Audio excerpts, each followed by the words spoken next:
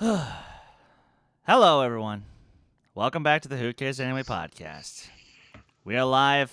It is Friday night, and apparently the intro is a little buggy. Now, if we're lucky, that's all it's going to be buggy tonight. But we'll just have to hope for the best. So far, my computer is not working too hard to make things happen. And at the very least, the audio should be working okay. But until then, how's everyone doing? I hope you've all had a wonderful week. But let me throw it over to my co-host, starting with Kees Cornelisse. Kees, what's up, man? How have you been? Well, this week was morning shift for me, so considering that by the time the show finishes was the time I woke up yesterday, I'm a little tired, like last week, but I'm excited for the show. It seems to be a little laggy, but hopefully the audio is just good. Um, Good thing though, I have vacation for a week, so I'm happy with that, and I'm looking forward to the discussion that we're gonna have today. Yay! And Nico, what's up with you, my man? Well, I was out traveling again. I was at Penn State Berks campus. That's out in the not Philly, but it's on the east side of Harrisburg, PA, for a leadership conference. And my God Almighty, did they have us busy from I had to wake up at 6 a.m. because everything started from 7:45 all the way to not ending until 11:30 at night, and even then we stayed up until 1 o'clock at least, couple nights. So it's been a busy time for me, but thankfully I've had 2 days to rest, and I don't have to go anywhere for a little bit until both you and I, Chris, head to New York at the end of the month. Woohoo! Party, party. All right. Yeah. And speaking of parties and whatnot, you guys, as always, hashtag China6, hashtag woohoo. Give your favorite example of a woohoo in the chat below. Because apparently the three of us all around the horn, we actually have some different ones. You know, one of my favorites is the ever popular woohoo girls from How I Met Your Mother, where it turns out even Robin, as complex as she tries to make herself appear to be, at heart, she is a basic bitch. But we love her for it. What about you, Case? You got a woohoo that comes to mind off the top of your head? Woo-hoo! Big summer blowout from Frozen. Yes. Yes. Nico?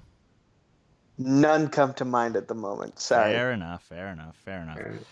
You know, so as I, attempt to just fix a couple things, see if I can get just a little better looking in the chat for you guys. Again, I'm so sorry that this happened again. This is, well, at least it's not as bad as last time. We can all agree on that. But what the actual fuck? Also, please, I know you had fun last week, guys, but don't talk about having sleeping contests in the chat this week. We would greatly appreciate it. Sometimes we check our phones. It happens, so don't go. I have the live stream and the chat on all the time to check what is going on, Yeah. But, what are you going to do? And the sad thing is, for me at least, I just can't seem to figure out how to fix this encoding thing on my OBS. So, honestly, and that's partially on me, guys. So maybe between now and next week, I'll make sure that I can get that fixed. But before we actually break into some of the movie news, I just have a couple things I need to get off my damn chest. Starting with Dora. It's at 82% on Rotten Tomatoes. You know what? I had a feeling this would be a sleeper hit. I had a feeling that it looked silly, but once you actually sit down and see the movie, a lot of people were going to enjoy it. And so far, the numbers are showing that I was right. I have not seen the movie myself yet, but when I do, I have a feeling I'm going to have a smile on my face when I exit that theater. The sad thing is, I kind of feel the same way. Now, Case, you're sitting there in denial. I'm just not the target audience for this movie. I will not see this movie. I don't care what anyone says. This seems to be a kids movie that I am Probably not gonna enjoy because I never gave two shits about Dora the Explorer anyway. Fair. And then when I saw the trailers, I was like, nope, dumpster fire garbage. Then I'm seeing the critics, and I'm like, yeah, no, just no, no. Fair enough. And the thing about it just blows my mind because you wouldn't expect something so, for lack of a better term, simple, and something that's clearly made for just kids to actually be this successful. Like, what? What? Remember when The Boss Baby caught a lot of traction? Like, sometimes you don't. You No, get, Did it though? That's horseshit. That movie is bad. And for some fucking reason, it got an Oscar nomination where it didn't deserve it. It full on did not deserve that. No. So, No. yeah. Straight up didn't.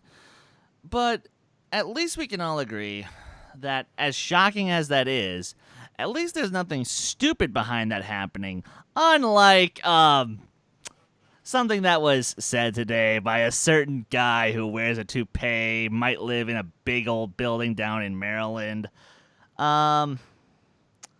Look, I'm just gonna say this right now.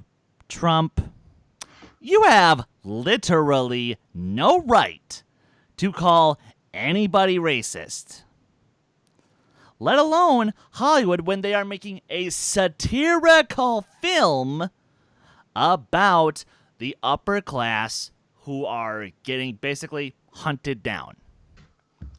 And keep in mind, what was that word I used? Oh, wait, satirical? That implies a satire. Oh, but because all the main cast of the movie are, white, or played by white people, well, then it's racist, and, white people need protection too.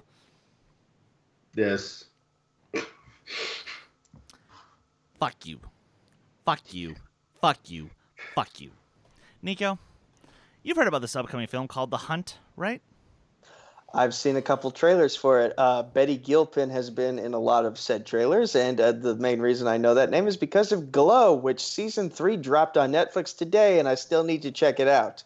But also Emma Roberts is in this movie. I haven't seen her in a while. Like not since Scream Queens, the TV show. Do I recall her being in anything? So watch. What's it called? Nerve with her and Dave Franco. Oh yeah, that one. By the way, that was the Dora and the Lost City of Gold of a few years ago. Like everyone expected that movie to not be good, and then it turned out to be pretty good. I didn't see it, but that's what I heard. Yeah, and that's pretty much it was the same thing as Jumanji 2. No, Jumanji. Jumanji. Welcome to the Jungle. Welcome to the Jungle, exactly. Because Jumanji 2 is coming out this year, and that does not look like it. Oh, getting back on track, I honestly didn't know Trump was talking about this movie. He apparently said some stuff about Colin Kaepernick again, and he took some time out of his day to take photos of people who were on death's door in the hospital of El Paso recently, because he's a narcissist who needs the attention at all times, regardless of how other people feel about the timing and the situation. But it looks like an interesting movie, and it's weird that this movie is coming out at the same time that Margot Robbie is in a film where it's an extreme game of hide and seek to the death. So it's like, here's what rich people do for fun: they kill other people just because they can. And yet, isn't that kind of true? Because didn't dear old Donnie once say, "Oh, I could kill someone on Fifth Avenue in New York, and I could get away with it scot-free"?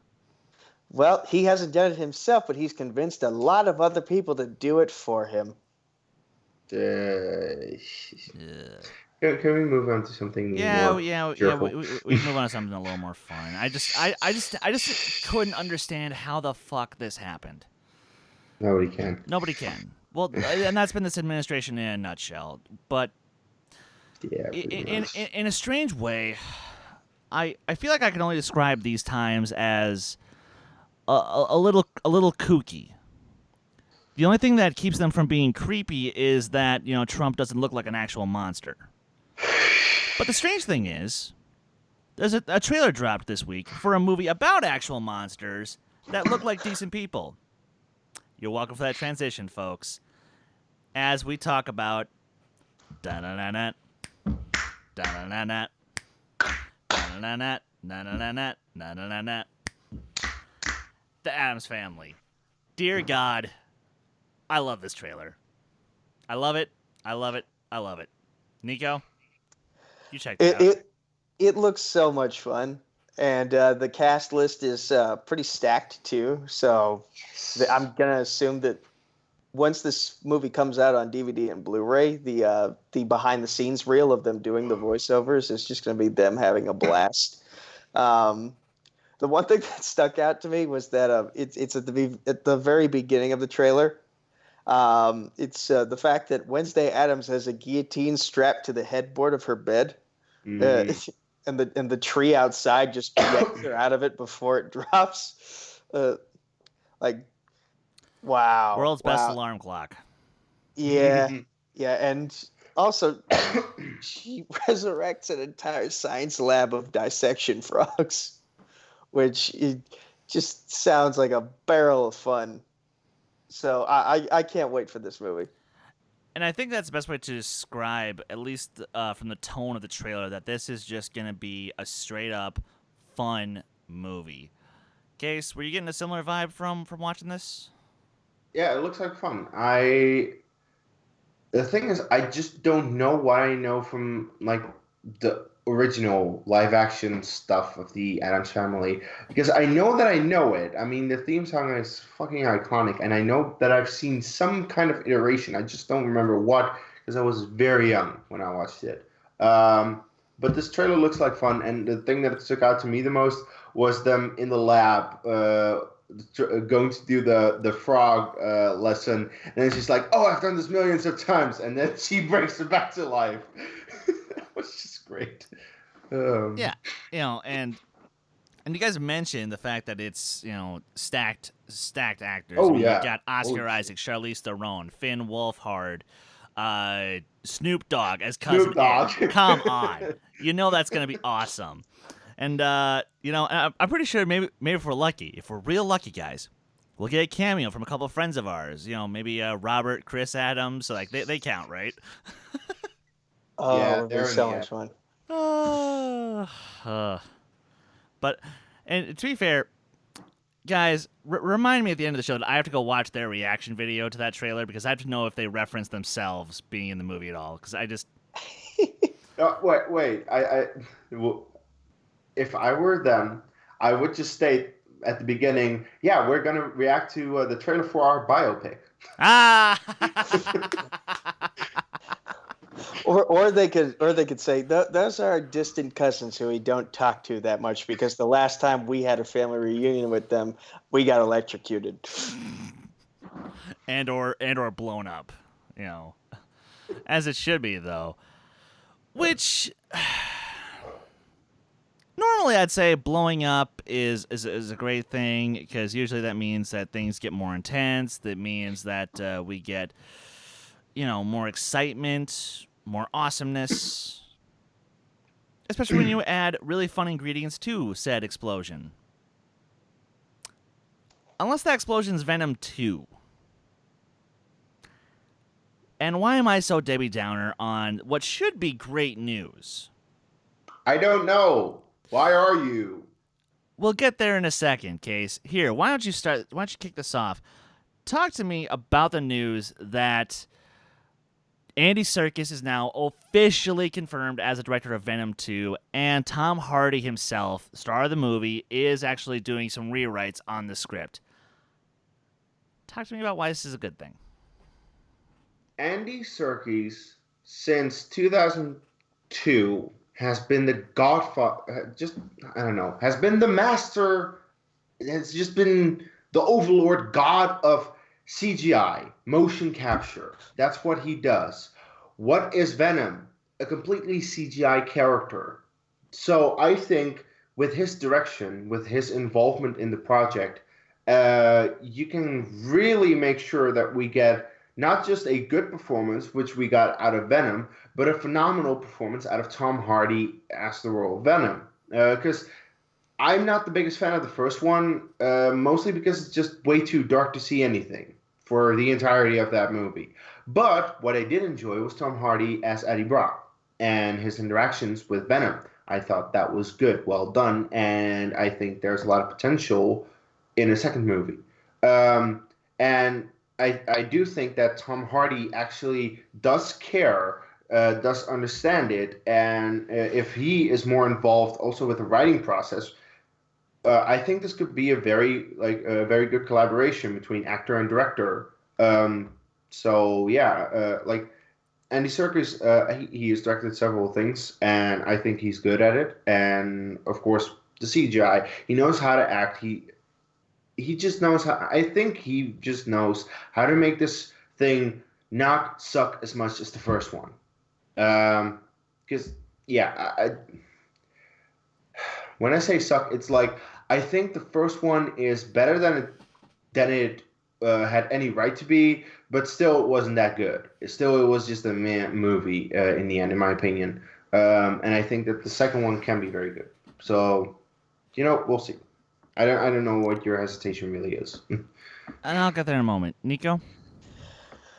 The first movie, and I think I've said this a couple times on past shows, it was bad in a way that made it good. It had a unique charm to it that really won a lot of fans over. And, Tom Hardy, now that he's played this role once, he has a certain passion for it, and he wants to see it become the best possible thing that it can be, especially given the fact that they had the handicap of not having Spider-Man in there. There was some extra added pressure, and he acted the hell out of this role. And now you've got Andy Serkis, who is basically a master of being characters that aren't actually in front of you. He knows how to take what Tom Hardy did in that first movie and enhance it to the nth ability, to make what we're seeing on screen as believable as possible. Plus, we also got Michelle Williams coming back, and she had a lot of fun with this movie. I liked her in the first one. From what I've seen in interviews, she had a lot of fun working on the first one, and so obviously she'd be happy to come back for the second one. And I want to see where they go with that end credits scene. Where are they going to take our Woody Harrelson, Cletus Cassidy? Yeah, and that problem number one. But please, Kees, go. I think that Andy Serkis can also help Woody Harrelson do that well. My pitch. There you go. Now, and going back to your point there, problem number one. Way too early for Carnage. In my personal opinion. And to Woody Harrelson as the character? Really? That's how we want to. Okay. Yeah, Okay. It's not going to work, but hey, good on you for trying. And the thing is, if Andy Serkis was being brought on to work on just the visual effects, then my God, we are in great hands. But he also has to do the rest of the film, too. And if you go by his track record, I'm just a little nervous because he's only directed 2 films. People don't realize this. He's only directed Breathe, which was this small independent drama starring Andrew Garfield and I believe Lily Collins, which and it was a beautiful little film, but there was no budget to it. And then his other film was the Netflix Jungle Book Mowgli movie, and I hate to say it, Favreau's was way better in almost every regard. So I'm just a little nervous in that regard. And my last point, and granted, I could be completely, out of left field here. But let's think about this for just 2 seconds here. The last time that an actor was supposed to be sort of, helping write a movie, that movie never got made. Flash. For how many months were we hearing that Ezra Miller was going to take over the script and Ezra Miller was going to do X, Y, and Z with the film because he was really passionate about it? Okay, Chris, there's a big difference because that's the DCU that was pretty much flopping with everything. Flash had way more problems before that, like going on years and years and years, and directors dropping out left and right, and then writers leaving the project. That's a movie that was just plagued from the moment it was announced. And you're not wrong. You're not wrong. I'm just scared. Okay? When I see a trailer for this movie, I think a lot of my fears will alleviate themselves, but just until I see a trailer, hesitation, reservation. It's just gonna be there, and it's not gonna go away. So my apologies, gentlemen. And for the rest of you guys who are looking forward to it, and to be honest, if you guys disagree with my points, again, shoot your opinions in the chat, shoot them in the comments, and quick sound off. I do see that we have some of the usuals. Brian Nussbaum, K. Wolf, always great to see you. Tyler from Random Rock and Real Riff Reviews. Ugh, I'll get that right eventually. So That's a tongue twister. Yeah. It is a tongue twister. And we also have our good friend JTH. Listen, the guy who makes the best gifts in the world. and JTH, I'm serious when I say this. When you and I finally get to meet in person, I will record that video of you ripping a bracket in front of me, and it will be my personal gift. So thank you, sir, because you are the best. Just like this, hilarious. Speaking of hilarious things, Kees, I know that you don't like The Wolf of Wall Street.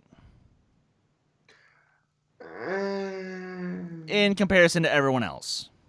Yeah, because everyone else fucking adores it, because it's Scorsese and DiCaprio, and I'm like, it's okay, I guess. But here's a fun little bit.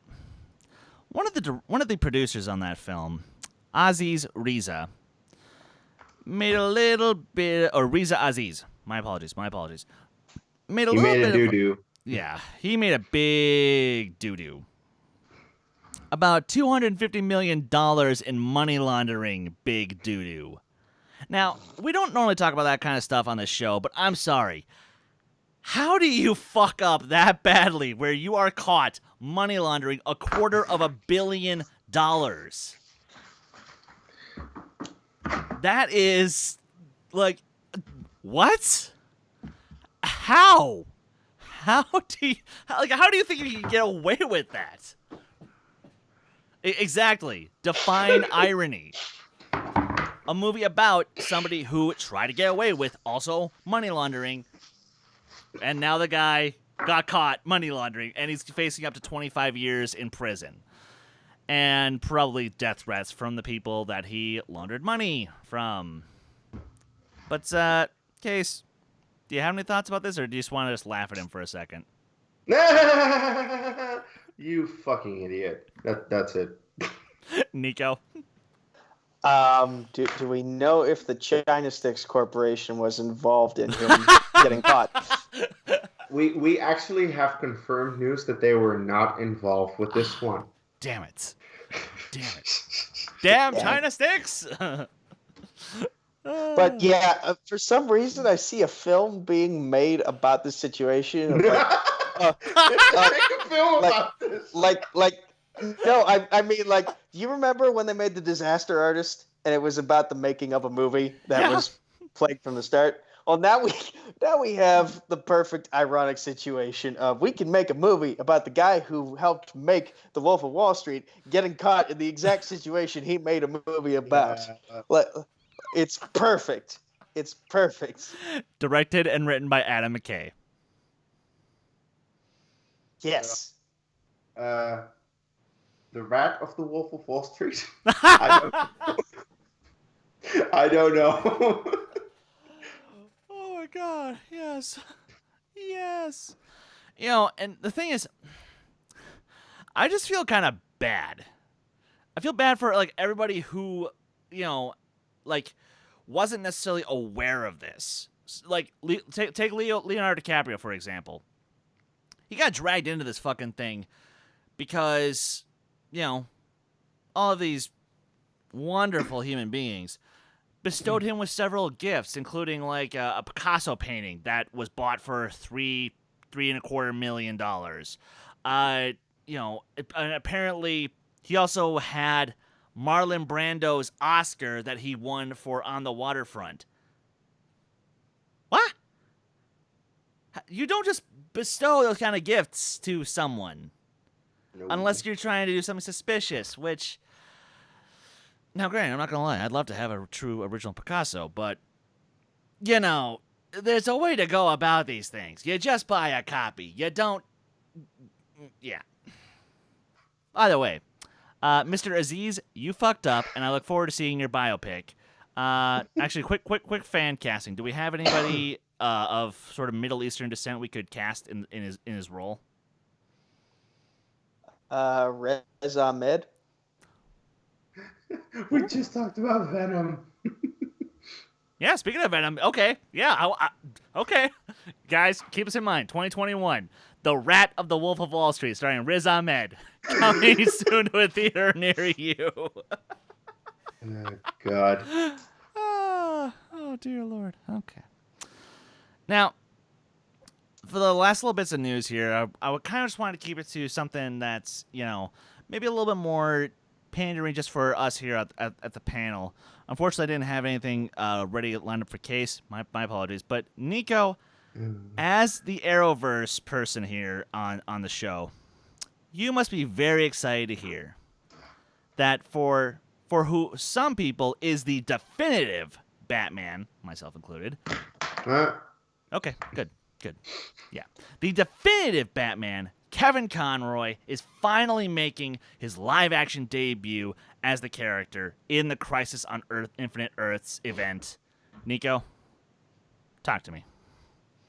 Well, I'm just actually reading the details of this article now because before we went on air, I wasn't sure what version of Bruce Wayne / Batman is Kevin Conroy going to play, because you can't really bring an animated version into this live action Crisis event. The whole point is to make it live action, so putting a cartoon character in it would be interesting. But Kevin Conroy has done multiple iterations of Batman, and from what it says in this Collider report, Conroy will be playing an elderly Bruce Wayne. Yeah. Which and that makes me think, because there was a report out that the CW is looking at adding another DC show to their lineup somewhere down the line, probably to replace Arrow, since its final season is taking place in the lead up to this Crisis event. So that got me thinking, Batman Beyond anybody? Please. Terry McGinnis is probably one of the most underrated versions of the Batman character in existence. And the fact that he hasn't been brought to life in a live action format yet is sad. So I want to see elderly Bruce Wayne, played by Kevin Conroy, in this Crisis event, mentoring Terry McGinnis and helping the Legends, helping Team Arrow, helping Team Flash, helping Team Supergirl, and apparently Black Lightning as well will also be featured in this, and Batwoman, played by Ruby Rose. I'm excited for this. And also Burt Ward, the 1960s Robin. He's also set to appear in this. It says as Dick Grayson, but I'm not sure if that's confirmed yet. There have been some rumors as to is Linda Carter also appearing? Is anyone from Smallville also appearing? And, is Mark Hamill appearing? He might. He might. Mark Hamill might. I'm not sure about the Smallville people, though, because there's been rumors, and Zadis and I reported on those rumors a lot in the last couple episodes of Crisis on Earthplex. And that's just what they turn out to be, is rumors, because I think Michael Rosenbaum and Tom Welling and Linda Carter, they all said it would be cool if we were there, but so far we're not there yet. So I suppose it's too bad we can't ask our friend Zach Stentz for any details. Ideas.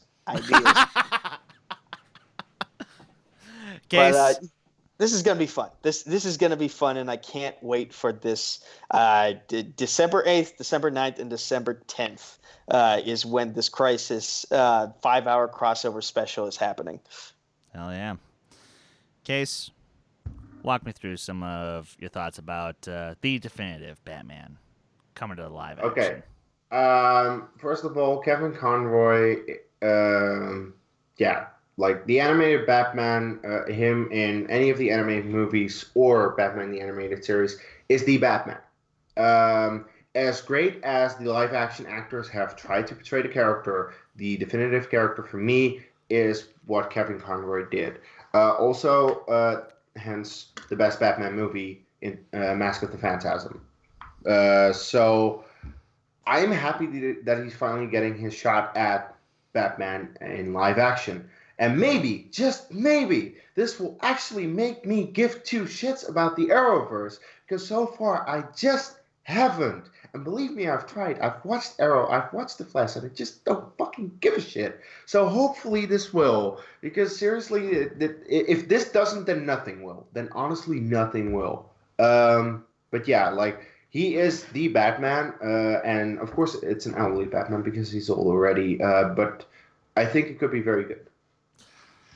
And that's kind of my thoughts as well. Like, yeah, I grew up with Batman the Animated Series and the new Batman Adventures and the Justice League and Justice League Unlimited.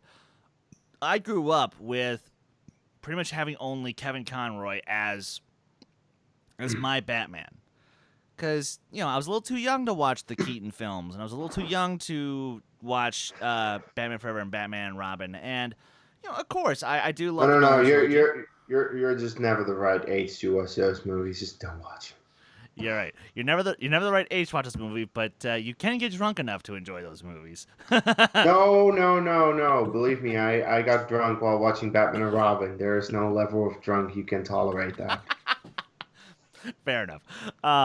But if any actor who has either portrayed or voiced the character of Batman who deserved to truly get the spotlight, it's Kevin Conroy. Like, this is the character that he'll be known for the rest of his life, and he is beyond happy to have that be the case. So, honestly, why didn't this happen sooner? But here... because better late than never. Yeah. Probably because there was the embargo, so they couldn't use Batman, and that's why they went with Arrow. And then it's just like they wanted to show that they could do this world building without the most popular character in the comics, which I appreciate because I am one of those guys who's like, Bruce Wayne is the most overused character in terms of DC IP, to the point that like it gets a little lazy sometimes having to rely on that. So going with characters like Arrow, like the Flash, and like Batwoman and Supergirl now in the forefront, and even Black Lightning, like that's a ballsy move that I can get behind because it gives attention to the characters you might not have known were there, and it makes you care about them. But the fact that they are bringing him in, honestly, it's too fucking awesome. It's too fucking awesome to pass up. Which, unfortunately for me, is the exact opposite of a quick little story that I wanted to get across. I meant to put this in the show notes last week, and I just completely crapped the bed in terms of remembering to do that. Not that we would have gotten to it anyway, given all the shenanigans of last week. But there was something I wanted to talk about where, as a longtime Disney fan, I, of course, know a lot of the great names in terms of the actors and voice actors, people who have brought some of our favorite characters to life for years on end. And unfortunately, we lost a true legend. Russi Taylor, who for the longest time did the voice of Minnie Mouse. She was the voice of Huey, Dewey, and Louie and Webby in the original DuckTales series, as well as pretty much every video game and television appearance, whatever, of all those characters from like 1986 to like last year or 2 years ago. So she's been working in pretty much every Disney show that pretty much ever existed. So I just wanted to say, Russi, thank you so much, because your late husband, the late Wayne Allwyn, who also did Mickey's voice from like 1979 to his passing in 2009, both of you have done so much for the company, and of course, I grew up with a lot of your work. So, thank you, and you will be missed the world over. Yeah, shit. Thank you, Brian. You reminded me. She also voiced Martin Prince for all you Simpsons fans out there. The nerd who was just a lot of fun. So, uh, Case, I'm presuming I you don't have. know. Yep. I don't know. Fair enough. Fair enough. Nico. I honestly thought that she voiced Ralph Wiggum. I misread a meme apparently, but yeah, I'm noticing in this list of things she did, she had voice roles in Buzz Lightyear of Star Command, Hell yeah. Kim Possible, Tangled the series, all three shows that I watched. Yes, I watched Tangled the series and I enjoyed it very much. Don't judge. And I don't really know what roles she played in those particular series, but I enjoyed them. So thank you. I may not know as much about you as Chris does, but thank you for giving me some happy memories. Hell yeah. And like I said, tell your husband that the rest of us say hello. So, thank you once again as we move on to the final piece of news before we hit the break. Speaking of Disney, okay. So I know that you guys are still trying to recover from your $700 million quarter loss, which, again, you've got all 5 of the highest grossing films of the year and you're still losing money. Can someone... I know it's because of Fox. And so what are you going to try to do about the whole Fox thing? Oh, wait, you're going to reboot a lot of Fox's biggest hits, including Home Alone, Night at the Museum, Cheaper by the Dozen, and Diary of a Wimpy Kid for Disney Plus.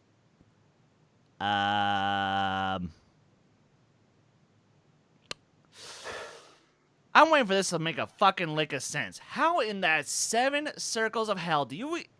Okay, Uncle Bob, listen, man. I appreciate everything that you do, but you need to Uncle Bob? put out a statement of how this makes a fucking lick of sense, because it doesn't. If this is the company that you had to spend $50 billion to get in the first place, and now they're bleeding you dry, why would you do this to yourselves?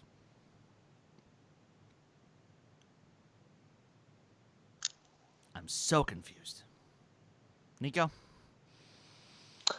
Home Alone. I don't know if you guys know this or not, but last year Macaulay Culkin almost had a match at WrestleMania against Rusev. What? Yes, like he was doing wrestling matches in California's Pro Wrestling Guerrilla promotion, which is one of the most fun indie promotions around it in terms of the West Coast.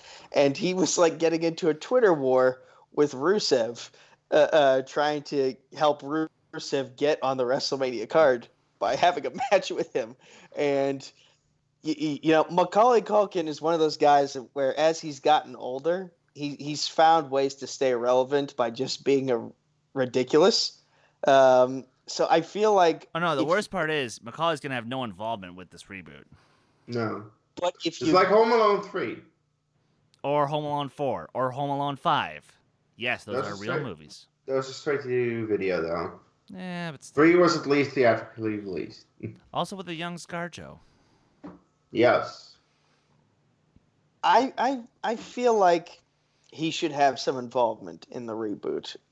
Because, he made it work the first time. He's gotten a million times more entertaining as he's gotten older. So, like, maybe let him flex his writing chops in this. See if he can do something. They're not going to, though. And you know that. Also, how do you get entertaining by doing drugs? Sorry, I don't get that. To be fair, he did clean up, luckily, and the Home Alone Super Bowl commercial was honestly one of the funniest things he did that night. So, but yeah, and Case, is this just a desperate attempt to make some form of cash to make up for the buying of Fox, or what is this to you? I don't know. I honest to God don't know. I saw this on the thing and I was like, you do you. As you said, if look at the highest grossing movies of this year so far. Number one, Avengers Endgame, all time worldwide box office record. Number two, The Lion King. Within I don't know 3 weeks, it already is the second highest grossing movie of the year in 3 weeks. Can you imagine how much more that will be in the next coming weeks? Captain Marvel, so much more than anyone really thought that movie would make. Spider-Man Far From Home might be a Sony movie, but still Marvel or Disney is getting a share of that. Aladdin, who thought that would break $1 billion? Toy Story 4 almost at $1 billion, of course. Then and then it stops. Those are the top 6 movies. So how can you lose money? Yeah, I know you bought Fox, but how can you lose money? You're making all the fucking money. I don't get this. This makes no sense. What? I feel like there might actually be potential for a Night at the Museum remake, simply because of the times we live in now. A lot of people have forgotten their history, and they've been doomed now to repeat it. So maybe we can do like some sort of social commentary on that, and have like maybe we have some sort of and Clockwork Orange Trump to watch that movie.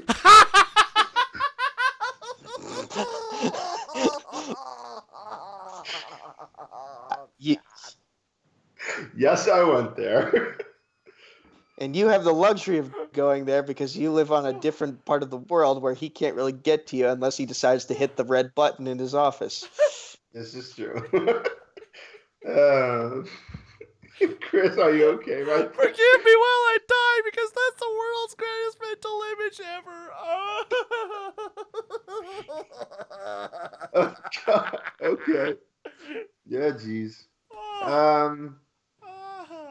Yeah, so to be fair, also because Night at the Museum just hasn't had a good, universally liked movie yet. Because actually, all 3 movies are rotten on Rotten Tomatoes. So while kids like those movies, adults don't usually really. And that's the thing. Recently, I was interested to rewatch them because I've seen them when I was a kid, and I remember being entertained. And they're movies, I guess. So yeah, I think that there is potential to do something good with that. There is a lot of potential actually with a lot of these franchises. Just make sure you have the right people on board and you know what to do with it, because these are franchises that have a lot of potential. Make sure that you do it right.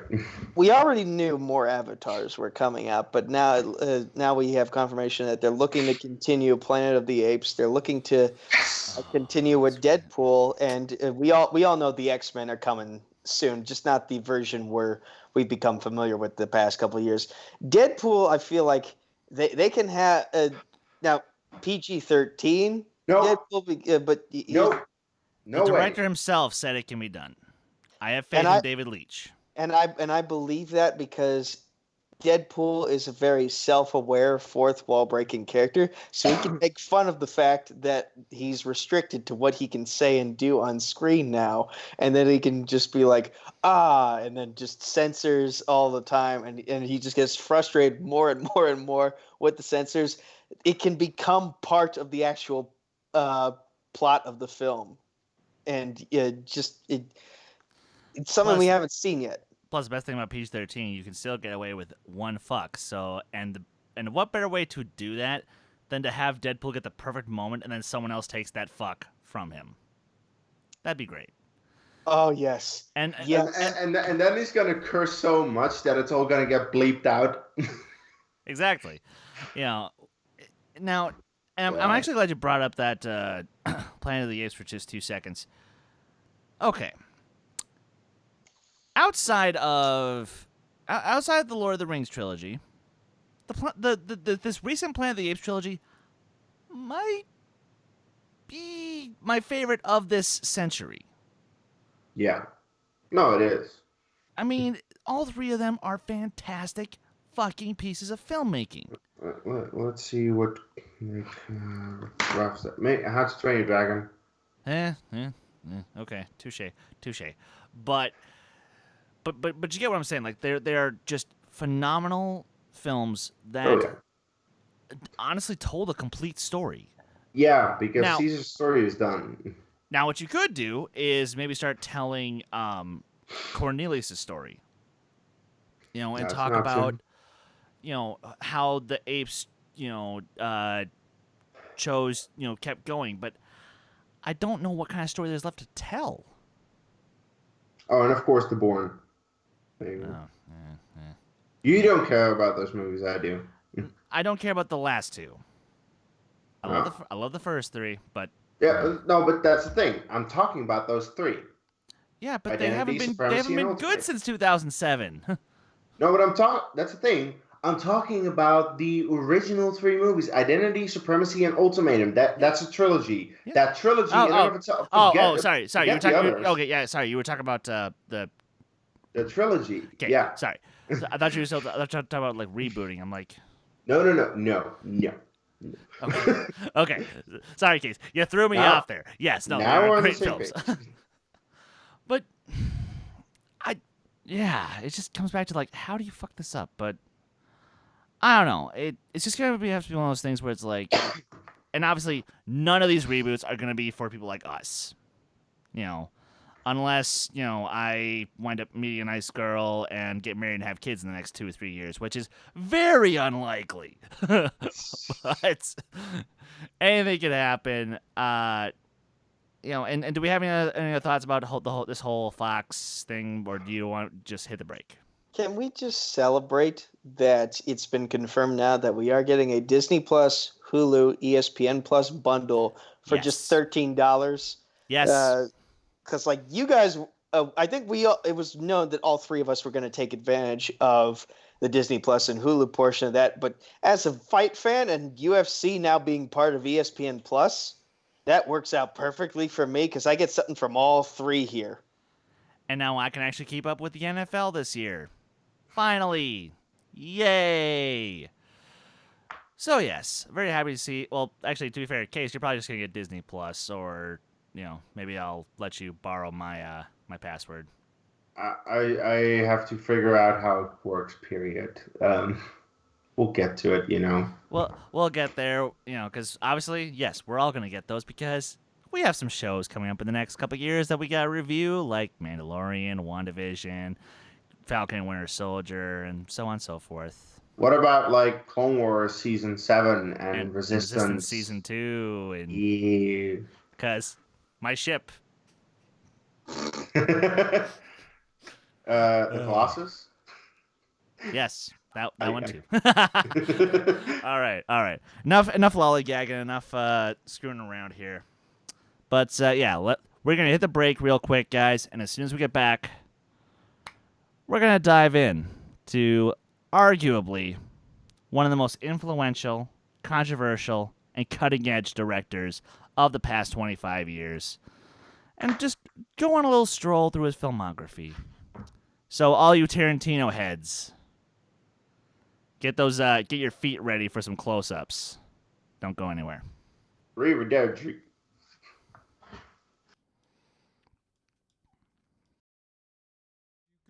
Wait, what the fuck? What? Are you kidding me? Are you kidding me? Yes! Okay, family, fuck yourselves. Okay, Robert, DJ, kick their asses. Woo! What? Fucking what? Cinefanatics in the house! No, it's not going to be on the up and up. Yes. Designed this match specifically. Robert, you son of a bitch, you lied to me. He promised me a belt. That's right. He's going to get a belt. He's going to get a belt. You're going to get a belt. Didn't I say you're going to get a belt, right? I mean that. You're going to get a belt too, right? You bet your ass. We're going to get all belts. And if we Doing a reaction of the reaction. we trigger things, so we kind of do. Robert frickin' Addams.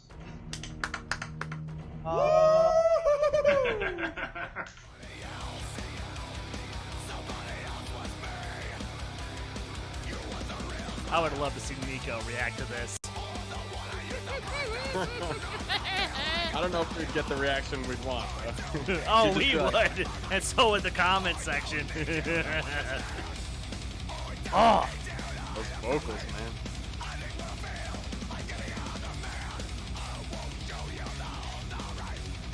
What the fuck? Oh, shit.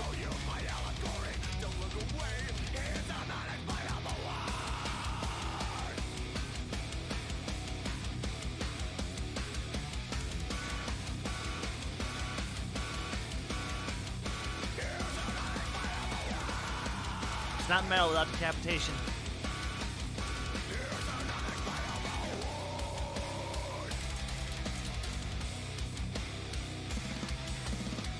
Before Lamb of God, there wasn't really a band like them.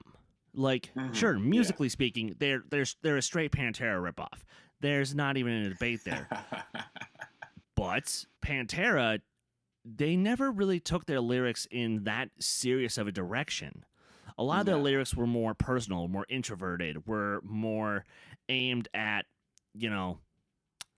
don't fuck with me or I'm going to fuck you up. Whereas Lamb of God is like, hey, motherfuckers, take to the streets and take down the man Bush. And this is what we see wrong with the world, too, I think. And that's where, like you said, we'll get to it, but I feel that's where a lot of the Testament and Megadeth influences come in. Whereas, we're going to talk about these issues, and here's what's right in the world, and here's what's wrong, and here's how, this makes us feel. And that's also kind of a punk rock influence as well, as, you get some fucking, Beastie Boys or some, Blink 182 type shit going on. It's just this is okay. Sorry to be that nerd, but that sort of punk rock is more like your NoFX, your Rancid, your Bad Religion. Yeah. Or like Rage Against the Machine. Yeah.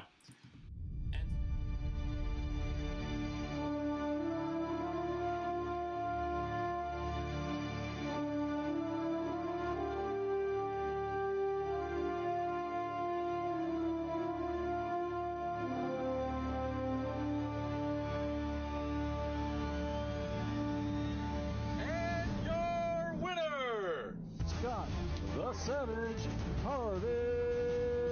Tony Smash Man Hill. Speed-Up Woodburn. Hazard. Jimmy Derry. Bill Philadelphia Carriola. Taylor Ducky. Asa Tahini. Nazario Montenegro. Slayer, Ishan Rajma, Kyle, the King in the North, Girlfriend, Dolphy, looking at Jake, the Master, Tony, Brian, the Caramel Mountain, Sean, the Sicario, December, wow.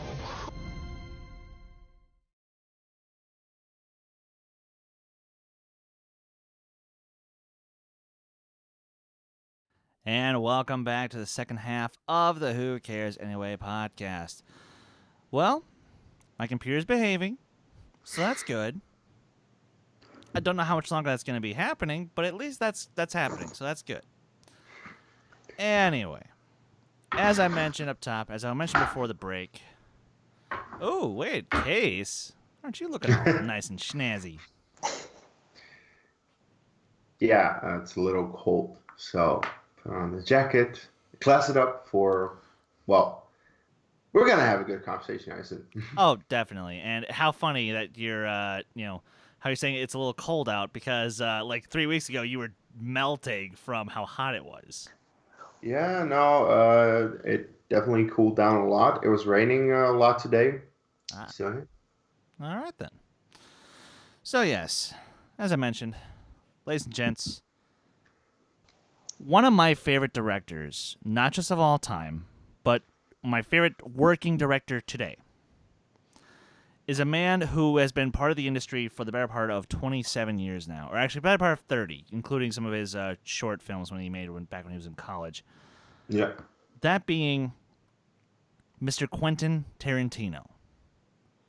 Arguably one of the most influential, controversial, to be sure, and one Okay, of the yeah, most... you've been saying that. I wonder how controversial though, because most of his films are like really well liked, and he's made some of what are considered the best movies ever. So how is it controversial? Well, The we'll subject matter. The we'll get subject there. We'll matter get he there. takes. Ah, okay. Yeah.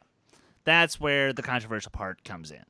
And, Gotcha. and so what we're going to basically do for the next hour or so is, honestly, let's just go through his filmography. He's only written/directed, technically Nice. speaking, 12 films, and I'll mention one of them in a moment. But you know, let's hop into this, starting with the movie that put him on the map, 1992's Reservoir Dogs. And yes, big shock, in my opinion, it's my favorite, and I'll argue it's his best. But that's not to, besmirch his other films by any means. It's just the one that I come back to more often. Rewatchability. I adore this film. I love the acting. I love the writing. I love the little twists and turns it takes. And Tim Roth gives such a great performance in this movie. Harvey Keitel, so perfect. Dear Jesus, one of the coolest characters, in my opinion, of the 90s. Mr. Blonde, played by Michael Madsen. Perfection. Total perfection. Now, Kees, come join me. Talk about I'm not a big fan of this movie. because I I'm not a big fan of crime films, to be fair. Well, the thing is, we'll get into the other one in a little bit, because that's the thing. His first two written and directed films are crime dramas, but where one I think is fucking amazing and one of the best movies of all time. This one I think is a fine, solid start. It's good, well acted, well written. It's just that, in my opinion, this is an hour 39 long, and it's still too long in my opinion. I still it drags for me. It's a little boring. It's slow. I don't know what to say. Most of his movies are 2.5 hours, but most of those movies fly by because they're written and edited extremely well. This movie, I don't rewatch it. I've only rewatched it this week for the very first time, so I've seen it twice because I needed to. But I don't want to rewatch it because, I don't know, there's something about it that doesn't attract me. And you say, I'm not into the crime drama thing. Well, we'll get into Pulp Fiction in a bit, but that one I fucking adore. And I don't know why I don't like Reservoir Dogs, because it still is Tarantino, with his actors, with his writing, with everything about him. But for some reason, it doesn't work as much for me. I still think it's good. Like any Tarantino movie is good, regardless of what it is. And look, it's just what degree of good. Is it just good, or is it perfection? So, in my opinion, Reservoir Dogs is just good. Fair enough. Nico, you actually have seen this movie. Yes, yes. I'm gonna start off this conversation by prefacing that the movies I have seen in Tarantino's filmography, I can only recall seeing them once. But then again, that's just kind of the movie viewer that I am these days. I'm a one and done guy. Now I can tell you exactly what was going on the day I saw Reservoir Dogs. It was a year ago. I had a match.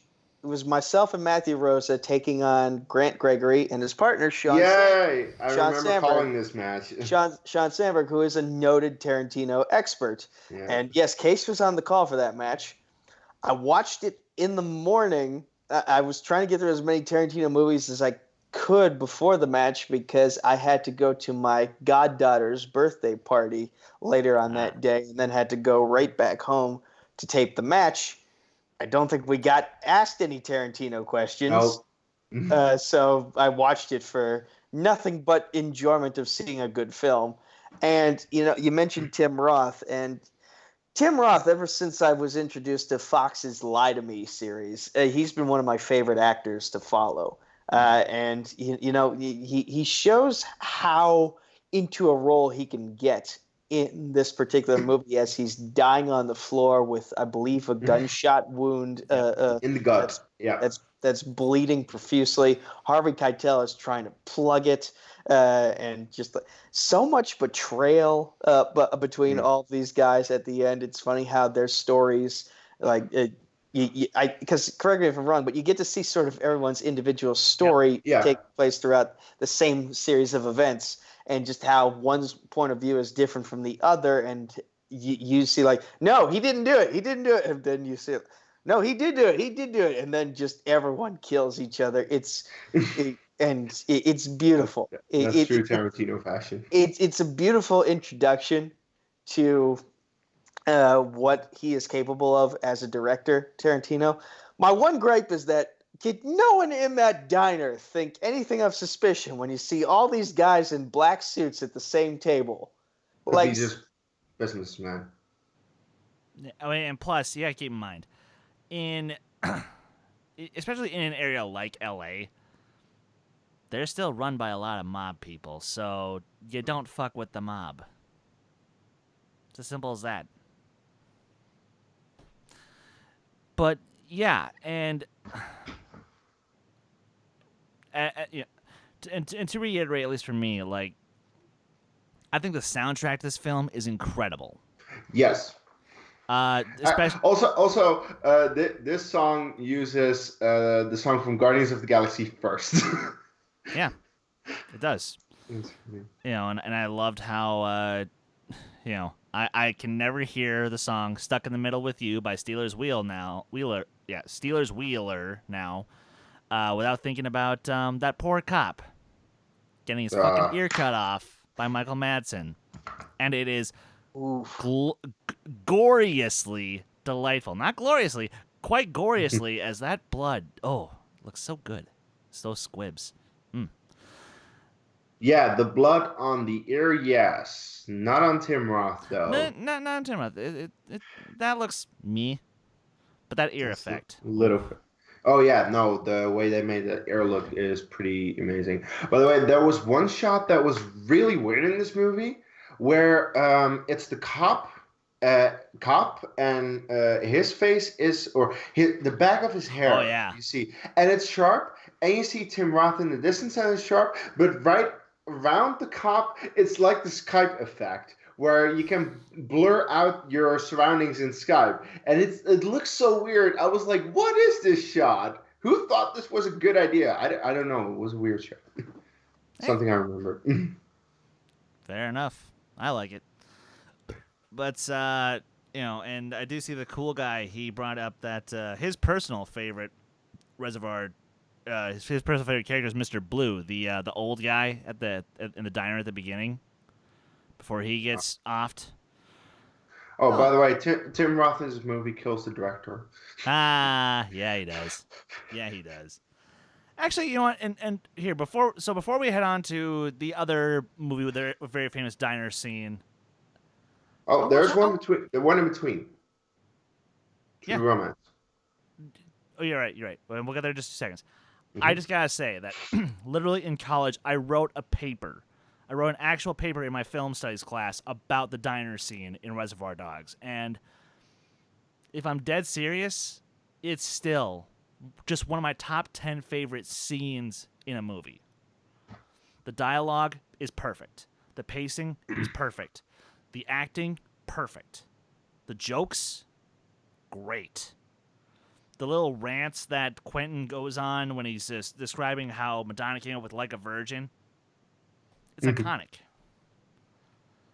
Nico, you had something you wanted to add? Nope. Oh, okay. Sorry, you had that look of, yeah. I was laughing. I was laughing. Fair enough. It was literally the perfect way for Quentin Tarantino to mark his stamp as saying, hey, I'm here. I'm not going anywhere. That I agree with. You know, and while I'm just gonna say this right now, his first, I believe it was like his first like 6 or so movies do have a horrible monster attached as a producer. Yes, of course, I'm talking about Harvey Weinstein. Let's get this out of the way right now. And as much as I do think that man was and still is a horrible monster, he had taste. Well, at least in his movies. Yes, he had taste in his movies, in the movies that he picked. And thank God that he saw this kid and took a chance.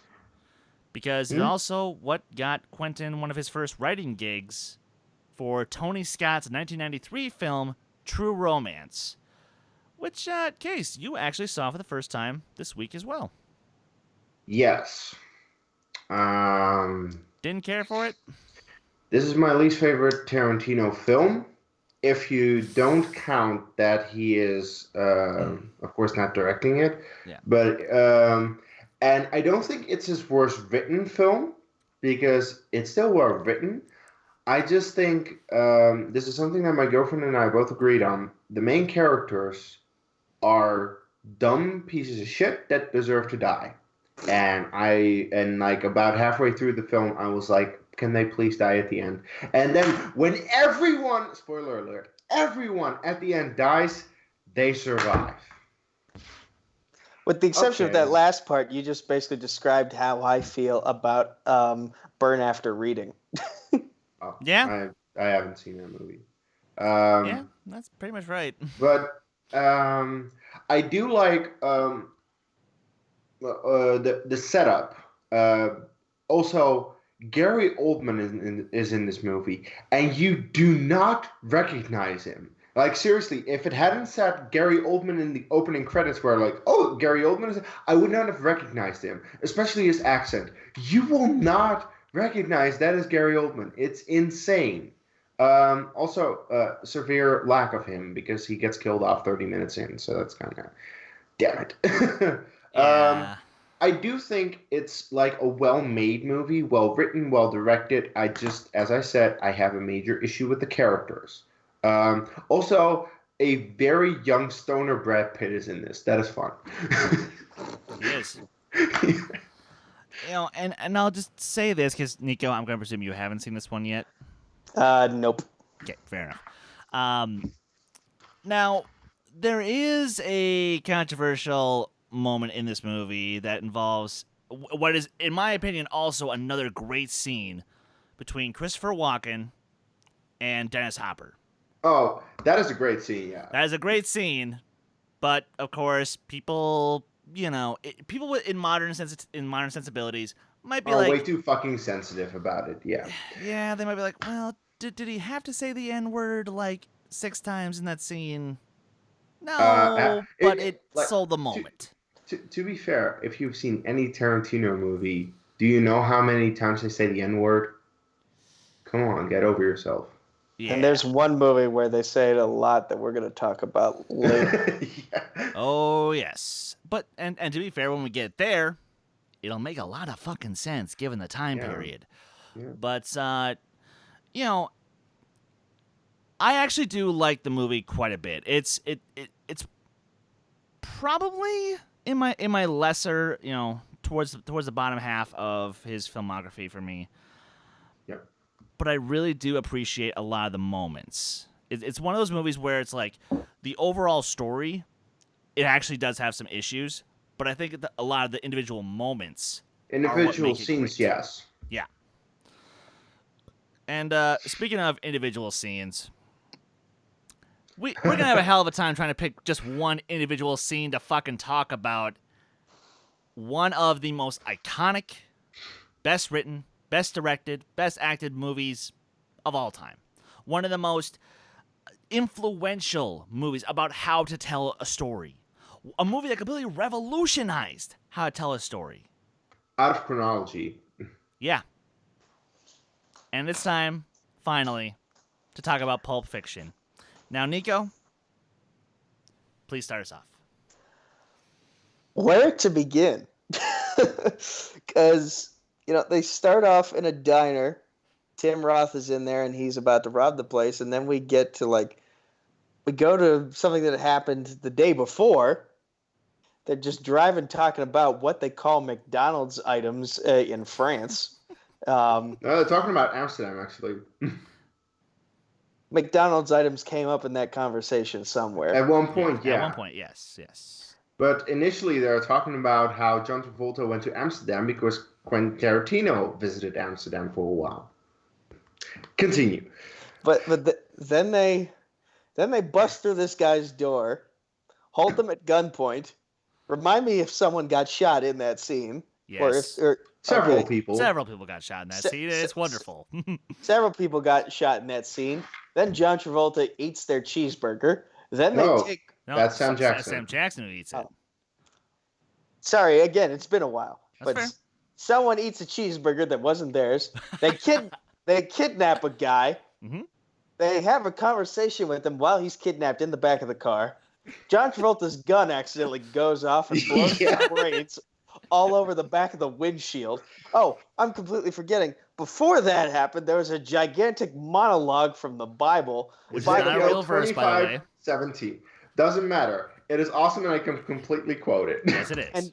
And for the record, if you want to give yourself a great amount of laughter, have someone imitate that scene, but doing so in a Mickey Mouse or Elmo voice. It's the greatest thing ever. Ezekiel 25, 17. Can you imagine? And I was working out with great vengeance. But getting back, oh crap! I just shot Marvin in the face. Then they drive to Tarantino's house because he's in this movie too. He cleans them up. And, No. Harvey Keitel cleans them up. Oh, sorry. Well, they get cleaned up, and then John Travolta ends up going on a date where his date overdoses on cocaine, and he has to stab her in the boob with an adrenaline needle in order to revive her. And then there's a boxing match. Yes, there's a boxing match with Bruce Willis, who ends up getting kidnapped with this guy who he owes money, if I'm correct. Marcellus Wallace. Yes. Yep. There's a ball gag involved, which... Just before that, he kills John Travolta. Yep. Oh, yeah, that too. That happened also. Somehow Bruce Willis's character and Marcellus are working together. They free themselves. They take this monster down that kidnapped them. Can't remember if any money was exchanged afterwards or if all debts were paid off from there. And then we go back to the diner, and Sam Jackson somehow talks Tim Roth out of doing what he was doing. Yeah. And I think that's the end of the film, but remind me if I'm forgetting anything. Well, okay, to be fair, that's the end, but that actually is like the third scene of the movie in chronology. Yeah. Case. No, this is a masterclass of writing. And this movie, alongside The Social Network, are two of my favorite written films ever. Because Pulp Fiction, it's completely out of chronology. The first scene of the movie is the last scene, but it's actually about the third scene of the movie. It takes place after certain things and before other things. However, this movie is so brilliantly written that you don't really notice it. You can completely follow everything going on in this movie. If this movie had been told chronologically, it would not be as good. It would not. The reason that you're interested is because the events that happen, scene by scene, have you invested. And every single time you're like, wait, so how does this come together with that? And you seriously need a couple of rewatches to actually fully understand the entire story. That's why, like, Nico's only seen it once. To be fair, you have remembered it quite well. So props to that. But yeah, it's difficult to remember the exact events in the way they happen. If you rewatch it a couple of times, you realize how brilliantly this film is written and edited, like just put together. That's why it is the number 6 on IMDb, the number 6 in the top 250. It's one of my favorite movies of all time, and It's due to amazing directing, amazing writing, where Tarantino got his first writing Oscar for, very deserved, of course. Sam Jackson, John Travolta, and Uma Thurman all got acting nominations for this movie. Why none of them won, I don't know. I think one of them should probably have won, but whatever. That's neither here or there. But they're so good, and just this movie is so well put together, and the dialogue is like you want to keep listening. And there are so many great monologues throughout the entirety of this movie. Also, yeah, shit goes down. It is probably the least gory out of the Tarantino movies in terms of the action, because there's not a whole big scene with a whole lot of gore and blood and everywhere. I mean, you do get a few deaths, and of course the dead nigger in the back of the car, that kind of stuff. Shot Marvin in the face. So. Yeah. Also, something that Irina noticed in both the times that we watched it is how great Tarantino himself is acting out his own lines. I seriously love his monologue. You don't need to come here and tell me how great my fucking coffee is. I know how great it is. I go to the supermarket every time to buy it because my girlfriend, because my wife can't figure it out. But right now, I'm not thinking about my goddamn coffee. Right now, I'm thinking about the dead nigger. Did you see Dead Nigger Storage? Did you see the sign? No, I did not. That's right, because there's no goddamn sign, Dead Nigger Storage, because storing dead niggers. I love that so much. It's so fun. By the way, sorry that I'm saying the word, but it's like it's in the scene, and it's so funny, and it's so iconic. You're quoting different story. I'm quoting a movie. Yes. Yes. Like seriously, dialogue like that is what makes me come back to this movie every single time and just absolutely enjoy it, because it is so well written, it is so well thought out, and as I said, it's so smoothly written that you understand everything going on, and you start piecing it together. And at the end of the movie, you're like, it clicks. So yeah, it's truly one of the best movies ever. It's my second favorite Tarantino movie. I've seen this movie 5 times. Nice. And every single time, it only got better for me. There's a reason it's my number 2. Now, the only reason that I prefer Reservoir Dogs is because it actually showed me that Tarantino could be that director, writer who tells a story completely jumbled up and it still makes sense.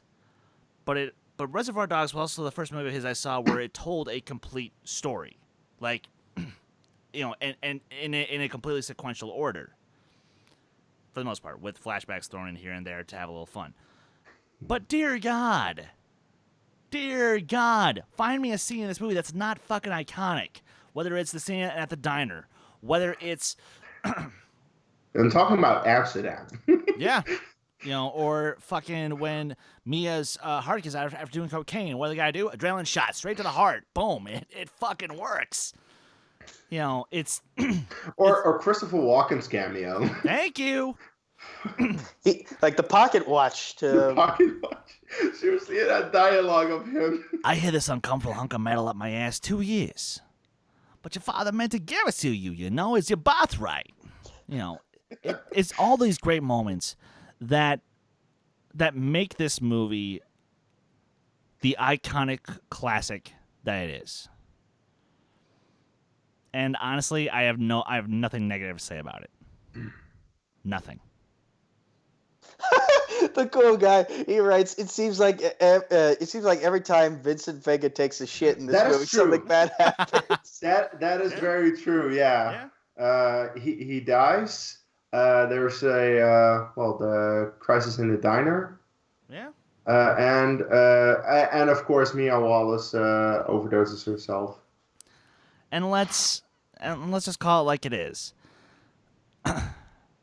The year this movie came out, either it or Shawshank Redemption should have fucking won Best Picture. Okay, to be fair, in the context of the year, Forrest Gump did deserve the Oscar, but as has been said many times before, if the Oscars were given out a year or two after, if they waited a little bit, yes, Forrest Gump would probably not have won. But in the year itself, the the highest grossing movie of the year. It was very popular, so yeah. What are you gonna do? Yeah. And Shawshank bombed at the box office, and Pulp Fiction Did okay. it did okay, but Pulp Fiction wasn't what it was back then. Yeah, as of it course. as it is now, of course. Yeah. So. So, ramblings on one of the best movies ever made aside, I actually want to give a quick shout out to a movie that Tarantino also did right in 1996 that was directed by his best friend and longtime collaborator Robert Rodriguez. Oh, right. A little movie called From Dusk Till Dawn. Okay, folks, this is a vampire movie for Tarantino fans. This is a vampire movie that is fucking fun. It's intense. It's comedic. It's sexy. The soundtrack is just beautiful. And you got Salma Hayek dancing topless with a snake around her body. Yes, please. Yes, please. Yes, please. Do tell. Yes. No, Nico. There's nothing to tell. Just watch the goddamn. Just movie. watch the goddamn movie. Plus, one of the great things I love about From Dusk Till Dawn, real fast, it's one of the first movies where we got to see George Clooney actually play a great anti-hero. Because he's not the straight-up villain, but he has a lot of very villainous moments. And you buy every single time he could flip on a dime like that and just, pop a cap in someone's ass. And Tarantino's also great as George Clooney's brother.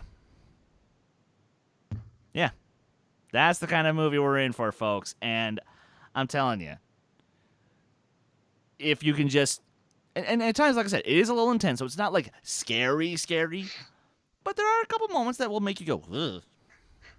So, just a little forewarning. But yes, Nico, for the love of God, please check out this damn movie. It's so good. It's so good. And with that said, Kees, let's talk about another movie you saw for the first time this week. Released in 1997. The thing is, I actually, as I said, I rewatched all his movies, or I watched or rewatched all his movies, with the exception of Inglourious Basterds, because that's the one I know the best, so I don't need a rewatch on that one. Yeah, Jackie Brown. I've never seen it before.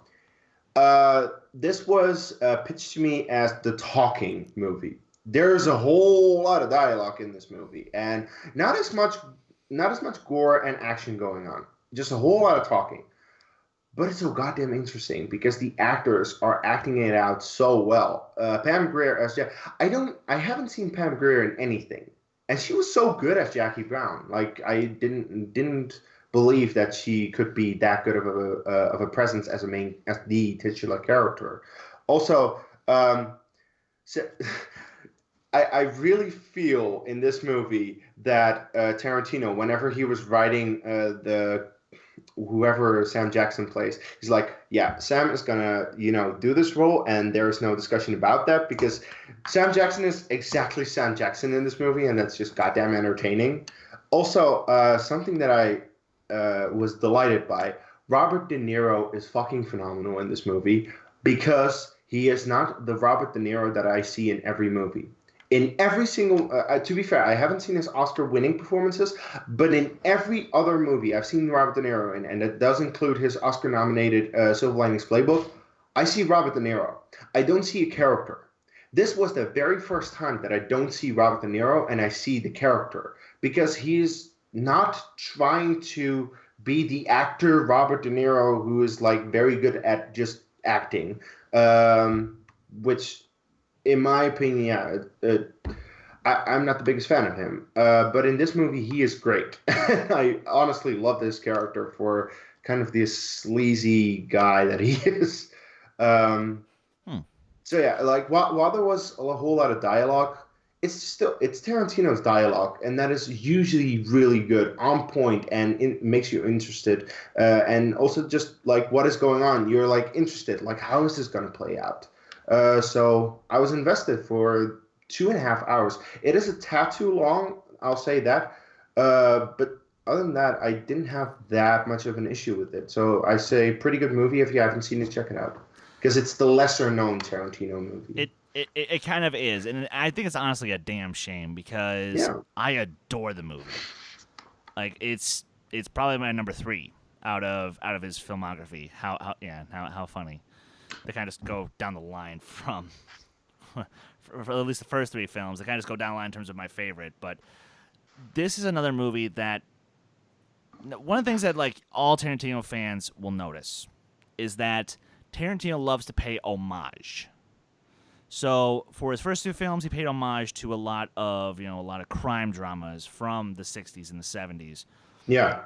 But his main focus of homage for Jackie Brown was a lot of blaxploitation films. Films like Coffee, Foxy Brown, Shaft. And one of the best things he could have done for the movie was go out and cast Foxy Brown herself, Pam Grier, to play the title role. And the same amount of presence that she carried in those films from the 70s, she brings right here, and it's right there in the forefront, and it's brilliant. Honestly, again, I don't really have that many bad things to say about this movie. I mean, yeah, sure, I understand why Spike Lee got a little upset, considering how many times, again, Tarantino did his little N-word thing. Fair enough, Spike. You are allowed to get a little upset, but...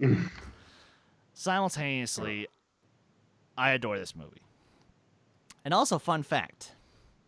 Kees, so you notice how Michael Keaton was in the movie for all of, 10 seconds. No, he actually has quite a role. He does. It's a supporting character. Yeah.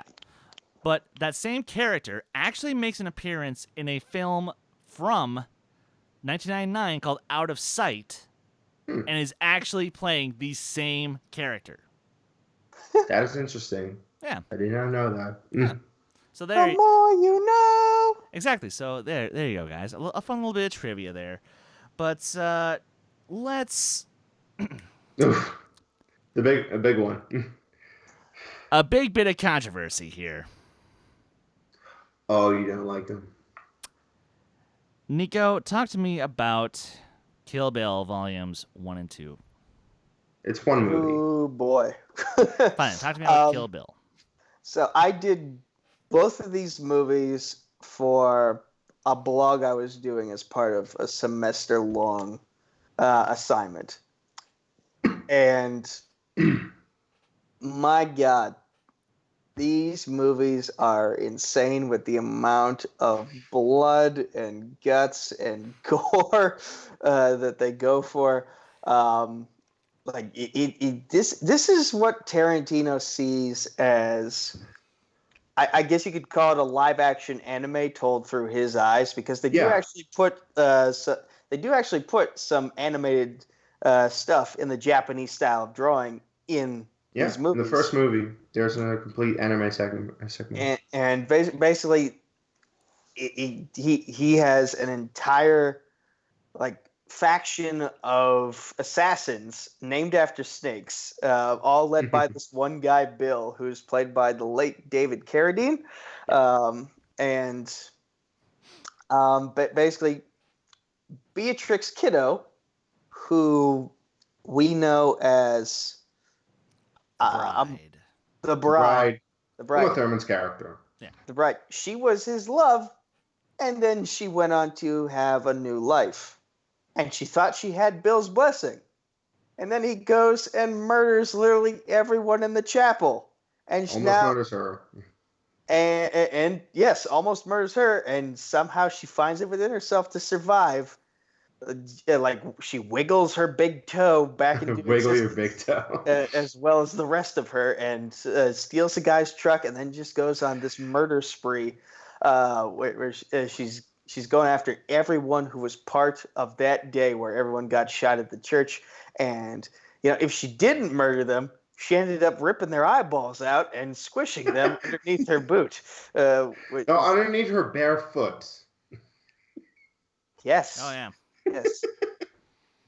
And by the way, if there ever is a Kill Bill Volume 3, I have a feeling that little girl whose mom was murdered right in front of her, she's probably going to get a revenge trip. And then we're going to get Kill Beatrix, probably. Yes, and the protagonist of the movie could probably be the young daughter of Beatrix, because apparently she had a kid somewhere in all of this. That's true. Mm-hmm. Oh, to be fair, she was pregnant at the wedding. And you mentioned exposition when talking about Jackie Brown. There's a lot of exposition in this movie too, especially in the final scene of Volume 2, where Bill is going on that long spiel about secret identities and Superman and yada yada yada. and Batman, and how Beatrix Kiddo is the mask that the bride wears in a sense, and it's a very interesting dynamic, and she beats him with the move that he taught her. Jaime. Yep.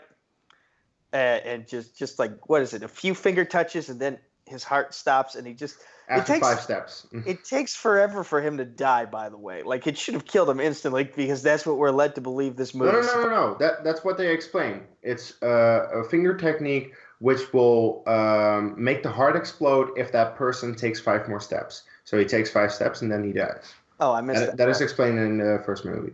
I missed that part. Second movie. Yeah. I'd probably say though the best part of this films, if you count them as 2 movies or 1, depending on your point of view, the best part would probably have to be when she basically decapitates every member of the Crazy 88s. That entire sequence is brilliant. I don't know why it goes to black and white for a short period of time. It was too gory. If they had done everything in color, then that movie would have been NC-17 or X-rated, and then it wouldn't have been able to air in theaters. America, why are you weird? Why are you weird? It's very gory. The movie itself is already very gory. Yeah. But nevertheless, it's one of the best action scenes in all of film, and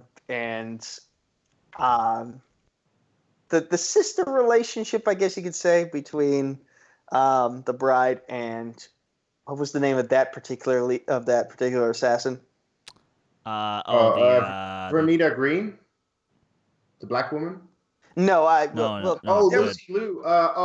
Crap. Sean, I know you're in the chat. Help us out. Sean, help us. Sean. It's Rishi some. I don't know. It's something like that. It's Lucy Liu's character. Yeah. Rishi Ren Ishii. I just saw the goddamn movie.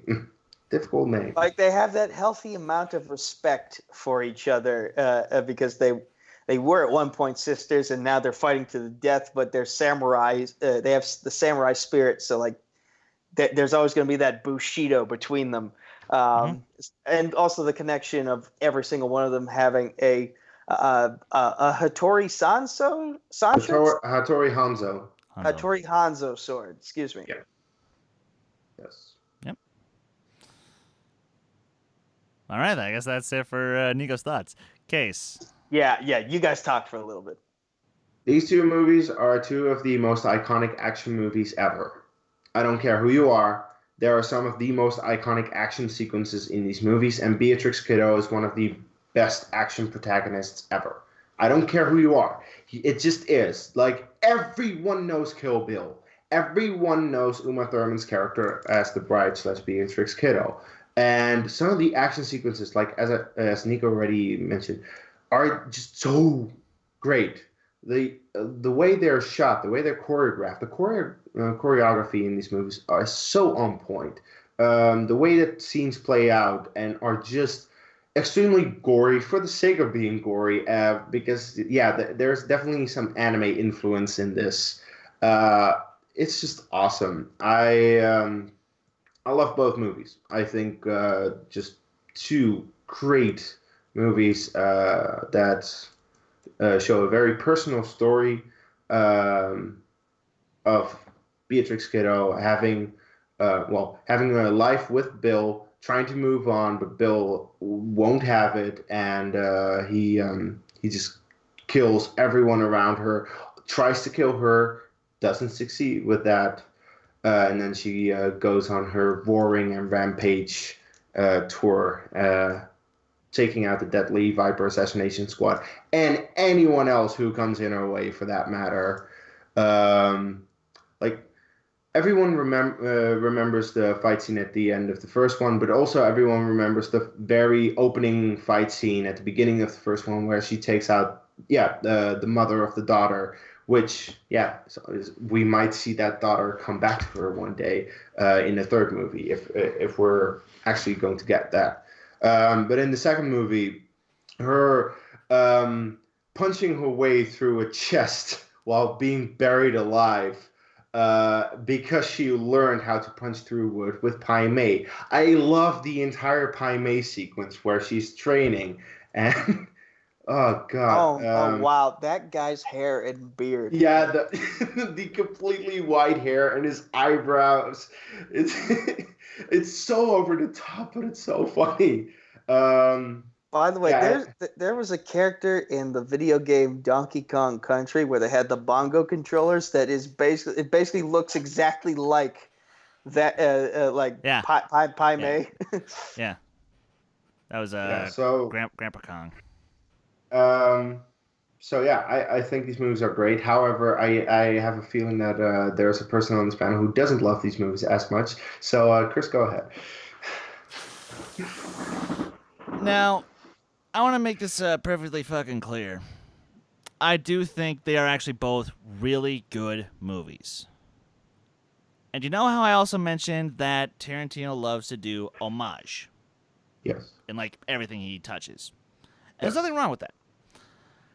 It's just that I think, unfortunately, when I finally got around to watching these movies, I was already pretty well versed in a lot of samurai and Japanese cinema, and I kind of saw all this already, and I saw it, in my opinion, done better. Not to say that when you do Tarantino version of, let's say, Yojimbo or Zaitoichi, or you want to do the Tarantino version of a fight scene from something like Seven Samurai or Ran or any Kurosawa, like, don't get me wrong, it's great. I've just seen it done better. Okay. I suddenly understand why you don't like it. It's because you have seen it, but the majority of the audience hasn't seen that, and they get introduced to that by Kill Bill. And well, it's kind of like why I say Avatar is a perfect anime introduction for non-anime fans. Yeah. So it's one of those things where it's like, if you love this movie, then I do recommend, when you have the time, go check out some of the older samurai films that inspired these two movies. And again, it's not to say that they're... granted, like, sure, do I love Uma Thurman's acting in the movie? Take it or leave it. But I do think the character is incredibly well written. I think Bill, as over the top as he is still a fun villain to have. And I will say that fight with the mom of the little daughter, Vernita Green. Yeah, thank you. That's honestly one of the best one-on-one fights of the 2000s. Changed my mind. I love that fight. I love everything about it. It's scrappy. It's awesome. It's well shot. It's well paced. I love it. So yes, that's my shtick with Kill Bill. I don't hate it, but they just rank among the lower tier for me. That's not to say they're bad. They're great. Yeah, that was the thing. Like, I went into Letterboxd earlier. I clicked on Kill Bill Volume 2, and I saw your rating. I was like, why do you give this 3.5 out of 5? So I already had a feeling that you said you wouldn't like him as much. So I was wondering why. Now I know. Yeah. So, with that, let's move on to a fun little experiment that, speaking of his best friend Robert Rodriguez, they decided to do a little team up for a fun little double feature released in 2007 called Grindhouse. And the best part about this little experiment was they included fake trailers for Yeah. a couple of movies that actually became real, and I'll say something quickly about those in a second because I've actually seen those movies. But Case, and refresh me, Nico, you haven't seen Grindhouse yet? Nope. Planet Terror, Death Proof. Okay. No? Okay. Case, you just saw these today. Talk to me. Yesterday. Oh, yes. Yesterday. I saw them for the first time as the double feature of Grindhouse. So I do believe there are some scenes cut out of the that double feature that are actually in the longer versions of the movies, but of course they needed to cut it short to a 3-hour, 11-minute double feature with fake trailers directed by Edgar Wright, Rob Zombie, Eli Roth, and honestly those trailers are probably my favorite thing about this entire double feature. Especially the one directed by Eli Roth, Thanksgiving. Seriously, Irina and I laughed so fucking hard at that one. We don't exactly know why, but the more they keep saying Thanksgiving, every single time we laughed so much harder, and it had us in stitches at the end. Seriously, it was so goddamn funny. So is that to say that, wait, if fake trailers created for this thing are the best thing, is the rest okay? The rest is okay, I'd say. It is probably Tarantino's weakest movie in terms of Death Proof, especially considering that I prefer Planet Terror more, which is a horror zombie movie. Like, what I usually really don't like. It was so over the top and so ridiculous that I found it entertaining. Like, the movie knows what it is, and the movie is at least well made. A whole lot of practical effects with it, which I really respected out of that movie. But yeah, if I prefer that over Death Proof, then I'm like, what happened with Death Proof? And we honestly think that the writing is probably the weakest that Tarantino has ever been, unfortunately. That is not to say that this movie is bad. There are still some very commendable things about the movie, like Kurt Russell. I mean, when is he not good in a movie? Plus some amazing stunt work. They really had a lot of great stunt scenes with, and it does help that Zoe Bell is playing herself, so she can do all the stunts herself, because damn, she can do stunts well. And it was awesome to see. And I think they really did that movie for her as well, because she has been doing a lot of stunts for Tarantino's work and other movies as well. Like, give her a moment to shine, because she is kind of like, stunt people go under the radar. Stunt people do all these stunts, and you never really see their faces on film because, yeah, they're supposed to be the actors, not the stunt people. But you want to give him credit, and I think that's also why he did it. Really, the only reason he made this movie is to make her shine for once. And I think it's a decent movie, but it's Tarantino's weakest movie besides True Romance for me. Fair enough. I like Death Proof a lot more than most people, and that's just because I adore slasher films. And at its core, Death Proof is a slasher film. Death Proof is a slasher film? What the hell? Oh hell yeah! Oh hell yeah! Like the way that all of Stuntman Mike's killings, the way that all those deaths are structured, the mounting tension, the acting, it's very much based on slasher films from the 80s. You know, your Friday the 13th, Nightmare on Elm Street, and whatnot. Well, and that's what they tried to do with the double feature, be an homage to a lot of that grindhouse filmmaking that was obviously very cheap, that was very gross and grotesque, and it was amazing. You know, and of course, I love Planet Terror because I like Robert Rodriguez quite a lot, and it's also great to see Rose McGowan basically get to do to Harvey Weinstein in a movie what she always wanted to do to Harvey Weinstein in real life, because, yes, she was abused by him several times, and she basically gets to do that to a Harvey Weinstein-like character in the movie, and I'm like, you go, girl. That's awesome. And plus, as you already mentioned, the effects in Planet Terror look amazing. Yeah, because it's practical. Yeah. And it's great. Like, oh, God. This, again, another reason why you guys need to watch From Dusk Till Dawn. The effects look great in that movie. But that said, as fun as this idea was, it did spin off a couple of really awesome films based on those trailers. For example, most notably Machete. Most notably Machete. who, technically speaking, we actually already got by way of Spy Kids. Yeah, but then we got a trailer for his actual movie, and that spawned the actual movie. Yes, where he gets to fight Charlie Sheen. God. And it's great. It is fucking great.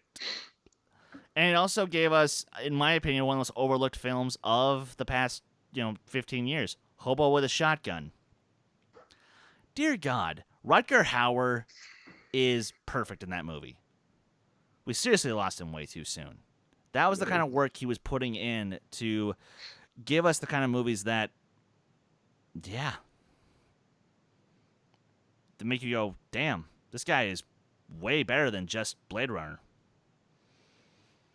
Well, that's what they're always known for. That's true. But with that said, in 2009, Tarantino directed a Best Picture nominated film. Should have won. Which happened to co-star a good friend of the channel, Sam Levine. Please, ladies and gentlemen, let's all talk about Inglourious Bastards. Is there anything wrong with this movie? The title is misspelled, but Yeah, severely, but I don't care. Also, it's very ironic that the title is misspelled in English, whereas there's a lot of subtitle reading required for this film. That's what I fucking love about this movie. It is a movie set in World War II in Europe. So, thank God we actually got most of it in French, German, and some of Italian. 30% of this movie is English. Only 30%. And for the rest, it's subtitle reading. Luckily, I'm actually able to understand the German parts, not the French whatsoever. I need to read that, but the German parts I'm able to understand a bit.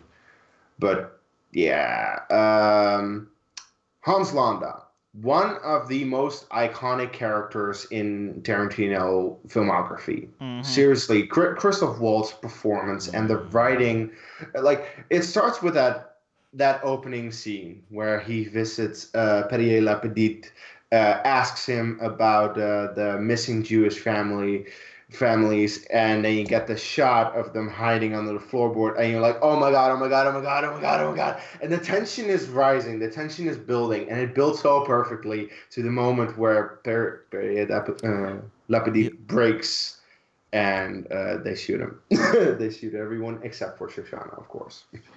Au revoir, Shoshana!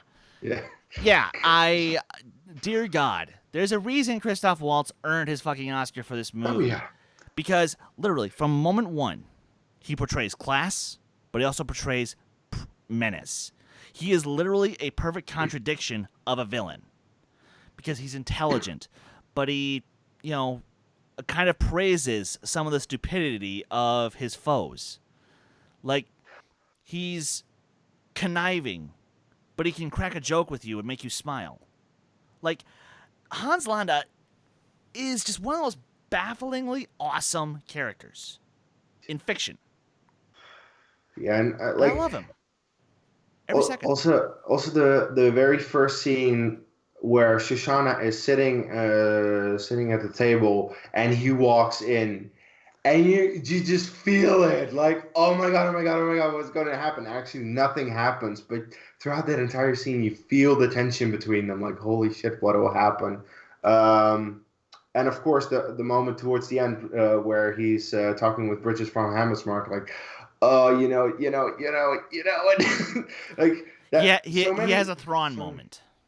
Yeah, throughout this entire movie, there is so much tension whenever he steals every scene he's in, essentially, but that's not bad. That's not a bad thing. It's like every single time you're like, what is he gonna do next? Because you know it because of that very first scene. That first scene is such a good setup for his character that every single scene that he appears in next, you're like, what is he gonna do?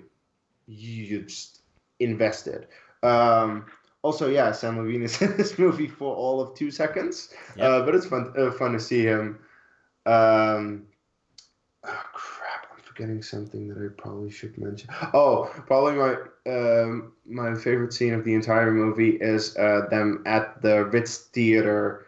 No, it's not the Ritz Theater. Wait, No, well, I was doing the Dragon Laser bit. The German three. Yeah, actually, Michael Fassbender is in this movie, and he is really good as Archie Hickox. But no, I'm talking about when they're in the theater and they're pretending to be Italians, and Brad Pitt just with the most notorious Buongiorno, grazie, arrivederci. It just makes you laugh so hard, and it's oh god, seriously, Brad Pitt is amazing. First, I want to say this: if I can make a wrestling comparison, Christoph Waltz is like the Jake the Snake Roberts of acting, in that you've got guys like Hulk Hogan and Roddy Piper who have always had to project and yell to get their point across. Jake the Snake Roberts could have you hanging on his every word just by whispering. And that's essentially what happens with Christoph Waltz. It's like he's just so calm, cool, and collected, and he has you hanging on the edge of every word that exits his mouth. You don't know if he's going to do something evil. You don't know if he's just trying to be your friend. He's a chameleon, and it's only when he finally executes what he's about to do that you realize whether or not you're in actual trouble. And my God, did that family realize they were in actual trouble the moment gunshots started firing through. Yeah, but that's too late. Yeah, realized too late. They realized too late. But you immediately understood from that point on what kind of villain you were getting in the movie. And it's the most Tarantino thing in the world, in that it's a movie about how the Nazi regime was stopped by love of cinema. Okay, to be fair, it's heavily fictionalized because none of what happened in this movie actually happened. No, but that's kind of why I love it as well, because this is the first World War II movie that doesn't show anything about how actually World War II went on. But what if a fictional story about World War II was made? Then you get this, and it's awesome. And it's the most Tarantino thing ever to have it end in the way that it did. Of like, Tarantino, he's going to put things in his movies that appeal to him. What appeals to him? The art of film, the art of cinema. And so he makes it a crucial plot point, that love of cinema, by having the entire Nazi regime, Hitler included especially, sitting in that theater in which the bastards burned that bitch down to the ground. He made a smart move of not having everyone survive in terms of the good guys, because if everyone did survive, then it's kind of the stakes kind of don't mean as much. To be fair, that's what Tarantino always does. Yeah, he always kills off pretty much everyone. It's just a matter of who's going to survive the Tarantino film. Yeah, and that's usually the main character or one of the main characters. Yeah, unless you're Pulp Fiction. Yeah, but Pulp Fiction is different. But to be fair, if you say that the protagonist is Sam Jackson, he lives. Fair enough. But it's a brilliant movie, and Kees, since you're not from the States, can you verify that like everything they were saying in terms of the German stuff was legit? No. That's I can attest to that too. That is actual German they are speaking. It is. That's the thing. It's actual German, actual French, and actual Italian that they're speaking. And they're actually doing the correct dialects. Yes, they are. Which is even more incredible. How much training did he put these actors through to get this? Well, he cast mostly foreign actors. Like Melanie Laurent is French. Michael Fassbender is originally German. Christoph Waltz is German. So like all of these actors that he cast are the guy who played Stiglitz speaking their native tongue. Till Schweiger. They're all speaking their native tongue. So it makes sense that they're so good at it. Yeah. And that's kind of, I should point out, that's kind of weird that, Tarantino, he did his research on the actors he hired. Yeah. But he's like, research on the actual events of World War II. Screw that. I'm going to tell my own story. And He's that, gonna that tell a just fictional story. that just shows the kind of artist that he is. Like he'll do things accurately when he wants to.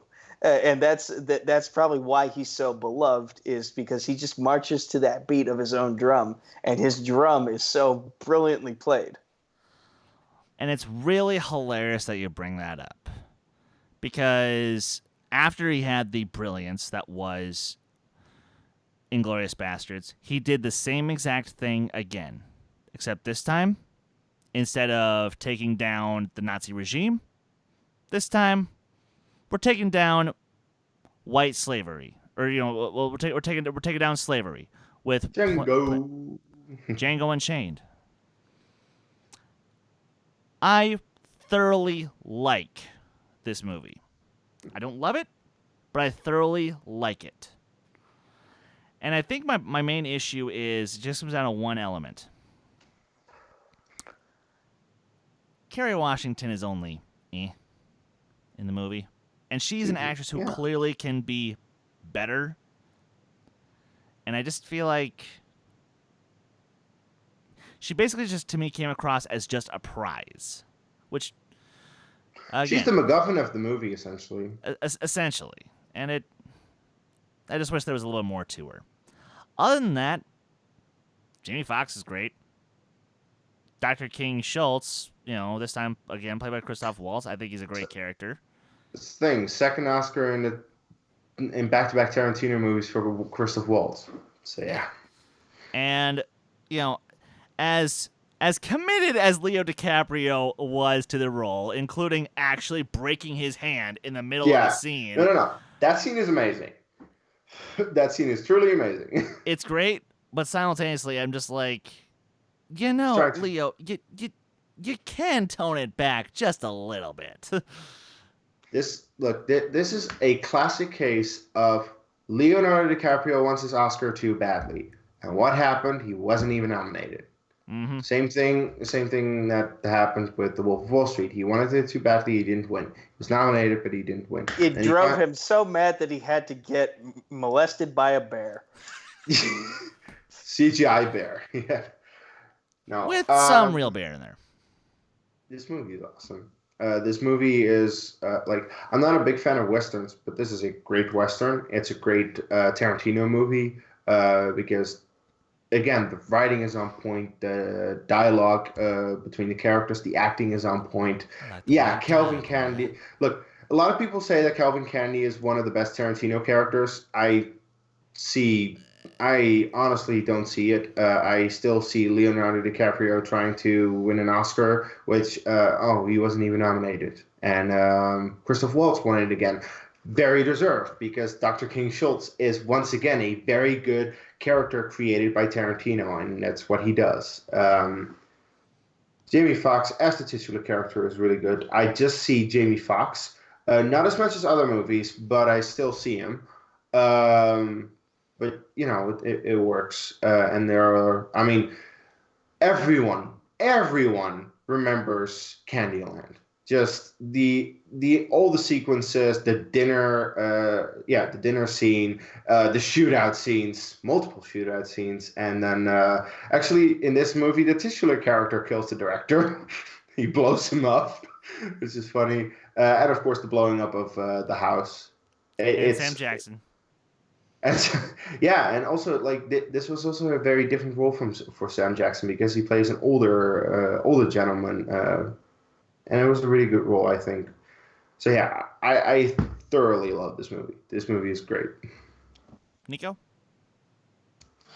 Whew, boy. Where to begin here? First off, I live in the nice part of my city, but there are project areas that consist of hoods and rednecks who have both probably used the N-word a lot in their lifetime. And it's still, I don't think, reaches the number of times in my lifetime I've heard the word used from them that it does for the amount of times I've heard the word used in this particular movie. It is accurate to the time. The idea of there were slave owners who were just like, there's a black bounty hunter, and they were just deep down they wanted to do something about it, but the fact that they were not acting on those feelings and just letting it slide for as long as they could makes you think about like how much some Leo's character was playing the long game. I will agree with you. It is weird that an actress like Kerry Washington is essentially just a plot device. She's the MacGuffin that Django is trying to get to in the movie. Her character's name, by the way, is Broomhilda. I can't remember which Schmodown competitor screwed that up and said Brunhilde, but it is Broomhilda. That's painful. It was not Odd Couple. Paddington 2 against the Odd Couple. All right. So I enjoyed this movie. I'm forgetting bits and pieces of it, but I will say that honestly, one of my favorite things about this movie is that Jamie Foxx's portrayal of the main character inspired Seth MacFarlane to give him a cameo role at the end of A Million Ways to Die in the West. Yeah. Where he basically plays a gunman who pretty much destroys the shoot a slave carnival game. And so it left a lasting impact on other artists in that regard. And I can't remember. I believe this was Tarantino's first endeavor in westerns, and obviously he. Yeah, it was. And since then he's explored a lot more of that genre because it's just something he likes to do. Like we're going to talk about The Hateful Eight in a little bit, and even though I haven't seen it, Once Upon a Time in Hollywood, yeah, I do know that I'll get into that in a moment. Yeah, there is a TV show in the movie that's a western, so like he likes to explore that kind of things, and I'm assuming that the cultural impact that movie left and The Hateful Eight left is probably why Westworld has been so popular in terms of HBO, bringing these old genres back into the fold after they've been away for so long. Yeah, exactly, and sorry, I was just I was gonna type this in, but you know what? Screw it. I'll just flat out say it. Yeah, for a little clarification here, we're not saying that Kerry Washington or Broomhilda is a MacGuffin, but she just comes across as one. No. She is the plot device of the movie. To be fair, a MacGuffin would be every single character in the movie is trying to get it. It's not every single character; it's the main. But it kind of is a plot device. Like they're trying to reach her, and that's all she is. And there might have been. And my thing is I just wish we had more time with her, and B, I just wish that Tarantino had directed her a little better because I do think she's a talented actress who just didn't get to quite show off how talented she really is in the movie. Yeah. But that's neither here nor there, and I would say Django is, by and large, the superior Tarantino Western film. Yeah. One more point I'd like to make. I can't get the sight of Sam Jackson's white hair and beard that he has in this movie out of my head. Again, it goes back to how much Tarantino loves his caricatures. Like that is a caricature of the old-timey black guy who lived in that time period. Yeah. Who, by the way, sucks off Calvin Candy's dick in his spare time. This is it true. Kind of seems this is true. But yeah, no. So let's move on to the other Western directed by Quentin Tarantino, and I honestly don't have much to say about Hateful Eight. Like I like it, but I actually do need to watch the extended version, which is available on Netflix. Extended. Fuck. That movie is longer. Mm-hmm. It is. It's a long one. It's already an almost 3-hour movie. To be fair, Kees, it's split up into 4 episodes. What the fuck? Yeah, and I'm curious as fuck to see what that's like. It is a long movie, but it keeps you invested. It's one of the because where you might think, where's the plot going? They keep you invested with the character development, and just like, because it gives you a lot of personalities to work with. You have Sam Jackson as his character. You have Major Walton Marquise Goggins. Warren. Yes, and you have Walton Goggins in there. Kurt Russell. I'm Jennifer blanking Jason on. Leigh. Yes. He Oh, Daisy Domergue, of course, nominated for an Oscar. They packed that motel with so many interesting personalities. Minnie's Haberdashery. Sorry, I know these names. They packed that haberdashery with so many interesting personalities that you just want to like follow their story. You're wondering, can some of these characters be redeemed? Are they going to turn on each other?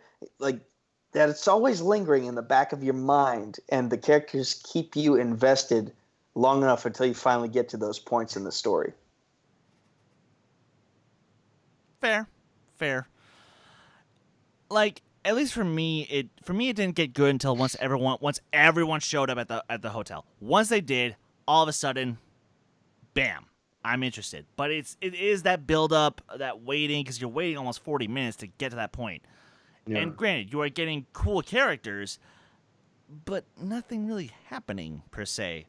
But of course, once we get there, then the fun begins, and honestly, it's a nonstop blast. For me. But Case? This movie is about half an hour too long. And what I think clearly shows is Tarantino lost his editor that was clearly helping him streamline and structure his movies as well as was before this movie. And that's what, there are literally minutes that during certain scenes that I'm like, you can cut this out. You don't need to see this. But Tarantino likes to drag it out. And if he had his editor would say, no, cut it out. And then he would be like, okay, I'll do that. But now he doesn't have anyone to say that. So that's what this movie is suffering from. Other than that, it is a thrill ride, especially when they're in the haberdashery, because it's suspenseful. You feel the tension building, and especially towards the part where, it's essentially the chapter. Daisy's got a secret, or Domergue's got a secret. You're like, wait, why does she have a secret? What is happening here? Because all throughout the movie, you're already feeling something more is happening than we have seen yet. And of course, you get the reveal where Channing Tatum, the brother, is actually already there, has already been planting the seeds, and they've already completely fucked up the place and the people in it. But yeah, the moment that gets going, it's like, okay, what is going to happen now? And then it gets extremely interesting, and it gets into true Tarantino fashion with a lot of gore, a lot of blood, and it's a lot of fun.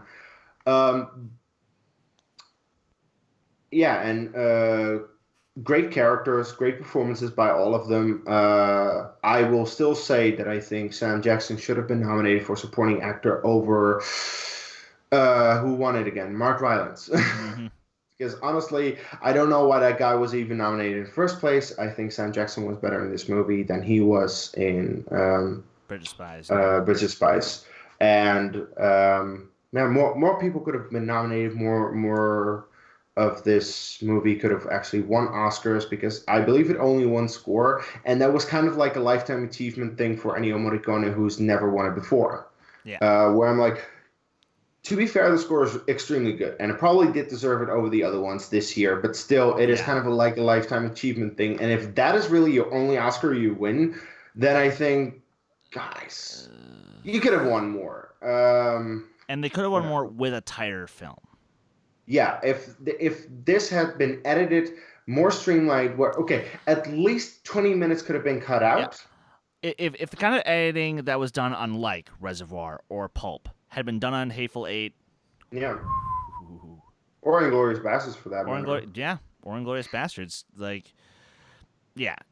bottom line is it's still a good movie, but it should have been better than it was, and it just. And you see that it could have been better than it was.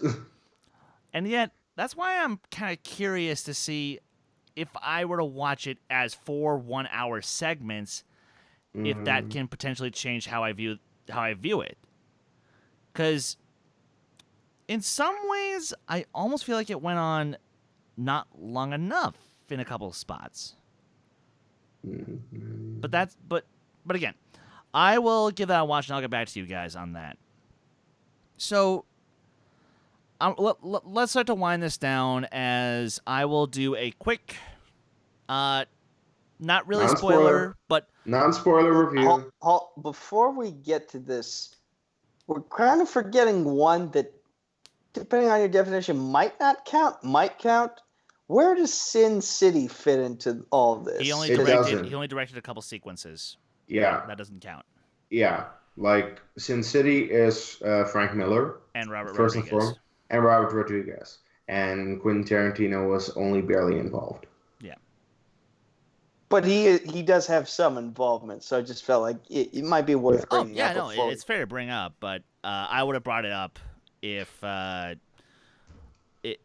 felt it was enough of contribution. But really, realistically, his biggest contribution in the movie was the castration sequence, which, granted, that is awesome, but not enough to qualify for this conversation. So that said, since we're talking about Tarantino handling westerns, let's talk about Once Upon a Time in Hollywood. And I'll put it this way. If, let's say, we were watching, let's just say Django was a movie within within reality, within a Tarantino world. Once Upon a Time in Hollywood is basically a combination of Django, but from a behind the scenes of it standpoint, with Inglourious Bastards. But it still does tell a true story, right? No. Okay, I thought so. So. It uses some parts of history, but it still makes to tell something. a fictional story. That's the sum up. Now, so our main protagonist is Rick Dalton, played, in my opinion, wonderfully by Leo DiCaprio. And, Leo is literally playing himself in this movie. He is a washed-up actor past his prime. He's never going to get the level of success and love that he used to ever again. And he has to come to terms with that. But with that, he has his best friend and his stunt double, played by Brad Pitt, who, again, steals every single moment that he's in. Now, Brad Pitt, when he's not being Rick's stunt double / driver / best friend, he's got his own stuff that he's got going on. And one of his little subplots is he comes across this girl who's hanging around with a bunch of these other girls, and they hang around each other almost like a family. Now, if you keep in mind this movie is set in 1969, then you people know exactly which family I am talking about. And oh wait, Rick Dalton's neighbor is famous director Roman Polanski and his wife Sharon Tate?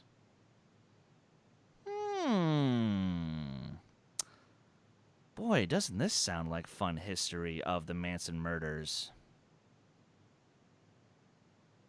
Yeah, okay, so a little quick history lesson here. Sharon Tate No, I don't need to know.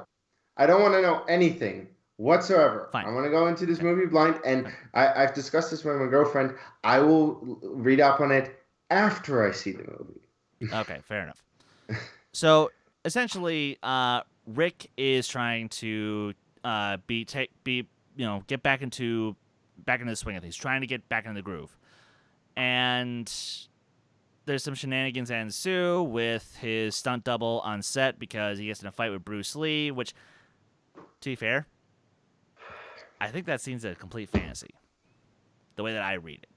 The way that I saw it. So, whatever. That's fine. I'll say this. The movie is a little, actually quite a bit too long. Just like the Hateful Eight. Just like Hateful Eight. Yeah. Now, the difference is I like a lot of the sequences that do kind of make it too long. So it's still great to look at. It's still incredible to enjoy. And guys, if you can, see it in 35 millimeter. Holy shit, it is crisp as fuck. But that said, I like this movie up until a certain point. And here's all I'm going to say. The movie promises us potentially a climax that could match, if not rival, Inglourious Bastards. Problem. It basically does about 20% of the climax of Inglourious Bastards. And the way they handle it, I'm just going to put it this way. When a female critic was watching this movie with many, many dudes in the audience, there are certain moments where the dudes got extra rowdy and she was just like, oh, no shit. So, take that with a grain of salt. Overall, I can't say I hate this movie. But I can't say I love it like I really, really wanted to. It's frustrating. Okay, why are you thinking about love-hate? It's like, if you think it's good, it's fine. Middle of the road. Because I don't know how, because I'm not 100% sure about the intent behind some of the choices that Tarantino has been taking flack for and will keep taking flack for. Okay, okay, in that case, I think you should just view it as I do. Watch the movie for what it is, not for any type of intent behind the scenes. That just don't care about that. Try to enjoy the movie as is. Don't think about behind the stuff thing. But as someone who does know the history, but it's fictional. It's still fictional. I don't care. The way that I see it. And granted, I know, Kees, that makes me wrong, and a dumb American who's overly fucking sensitive about everything because I'm fucking Captain PC and fucking yeah. I know. No, I'm not saying that. It's just you can sometimes, look at a movie as just a movie. You're allowed to do that sometimes. Sometimes, yeah, but especially if it is fictional. It might have been, there might be some influence of real life events, but it's still a fictional story, and it's not real. It's still just entertainment.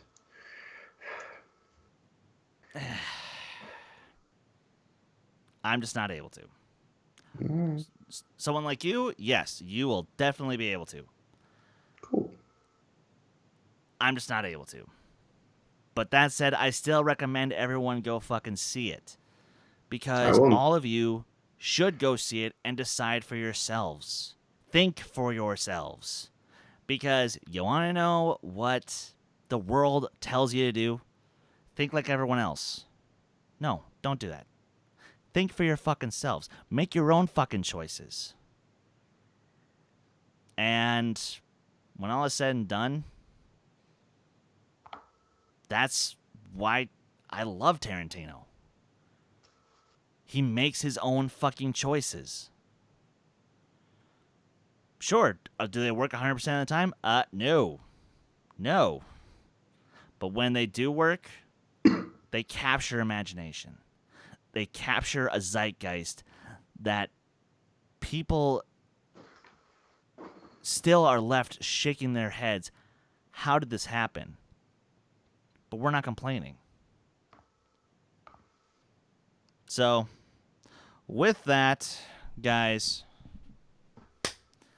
thank you for tuning in. to this week's episode of the Who Cares Anyway podcast. We hope that you guys enjoyed this wonderful conversation about Quentin Tarantino.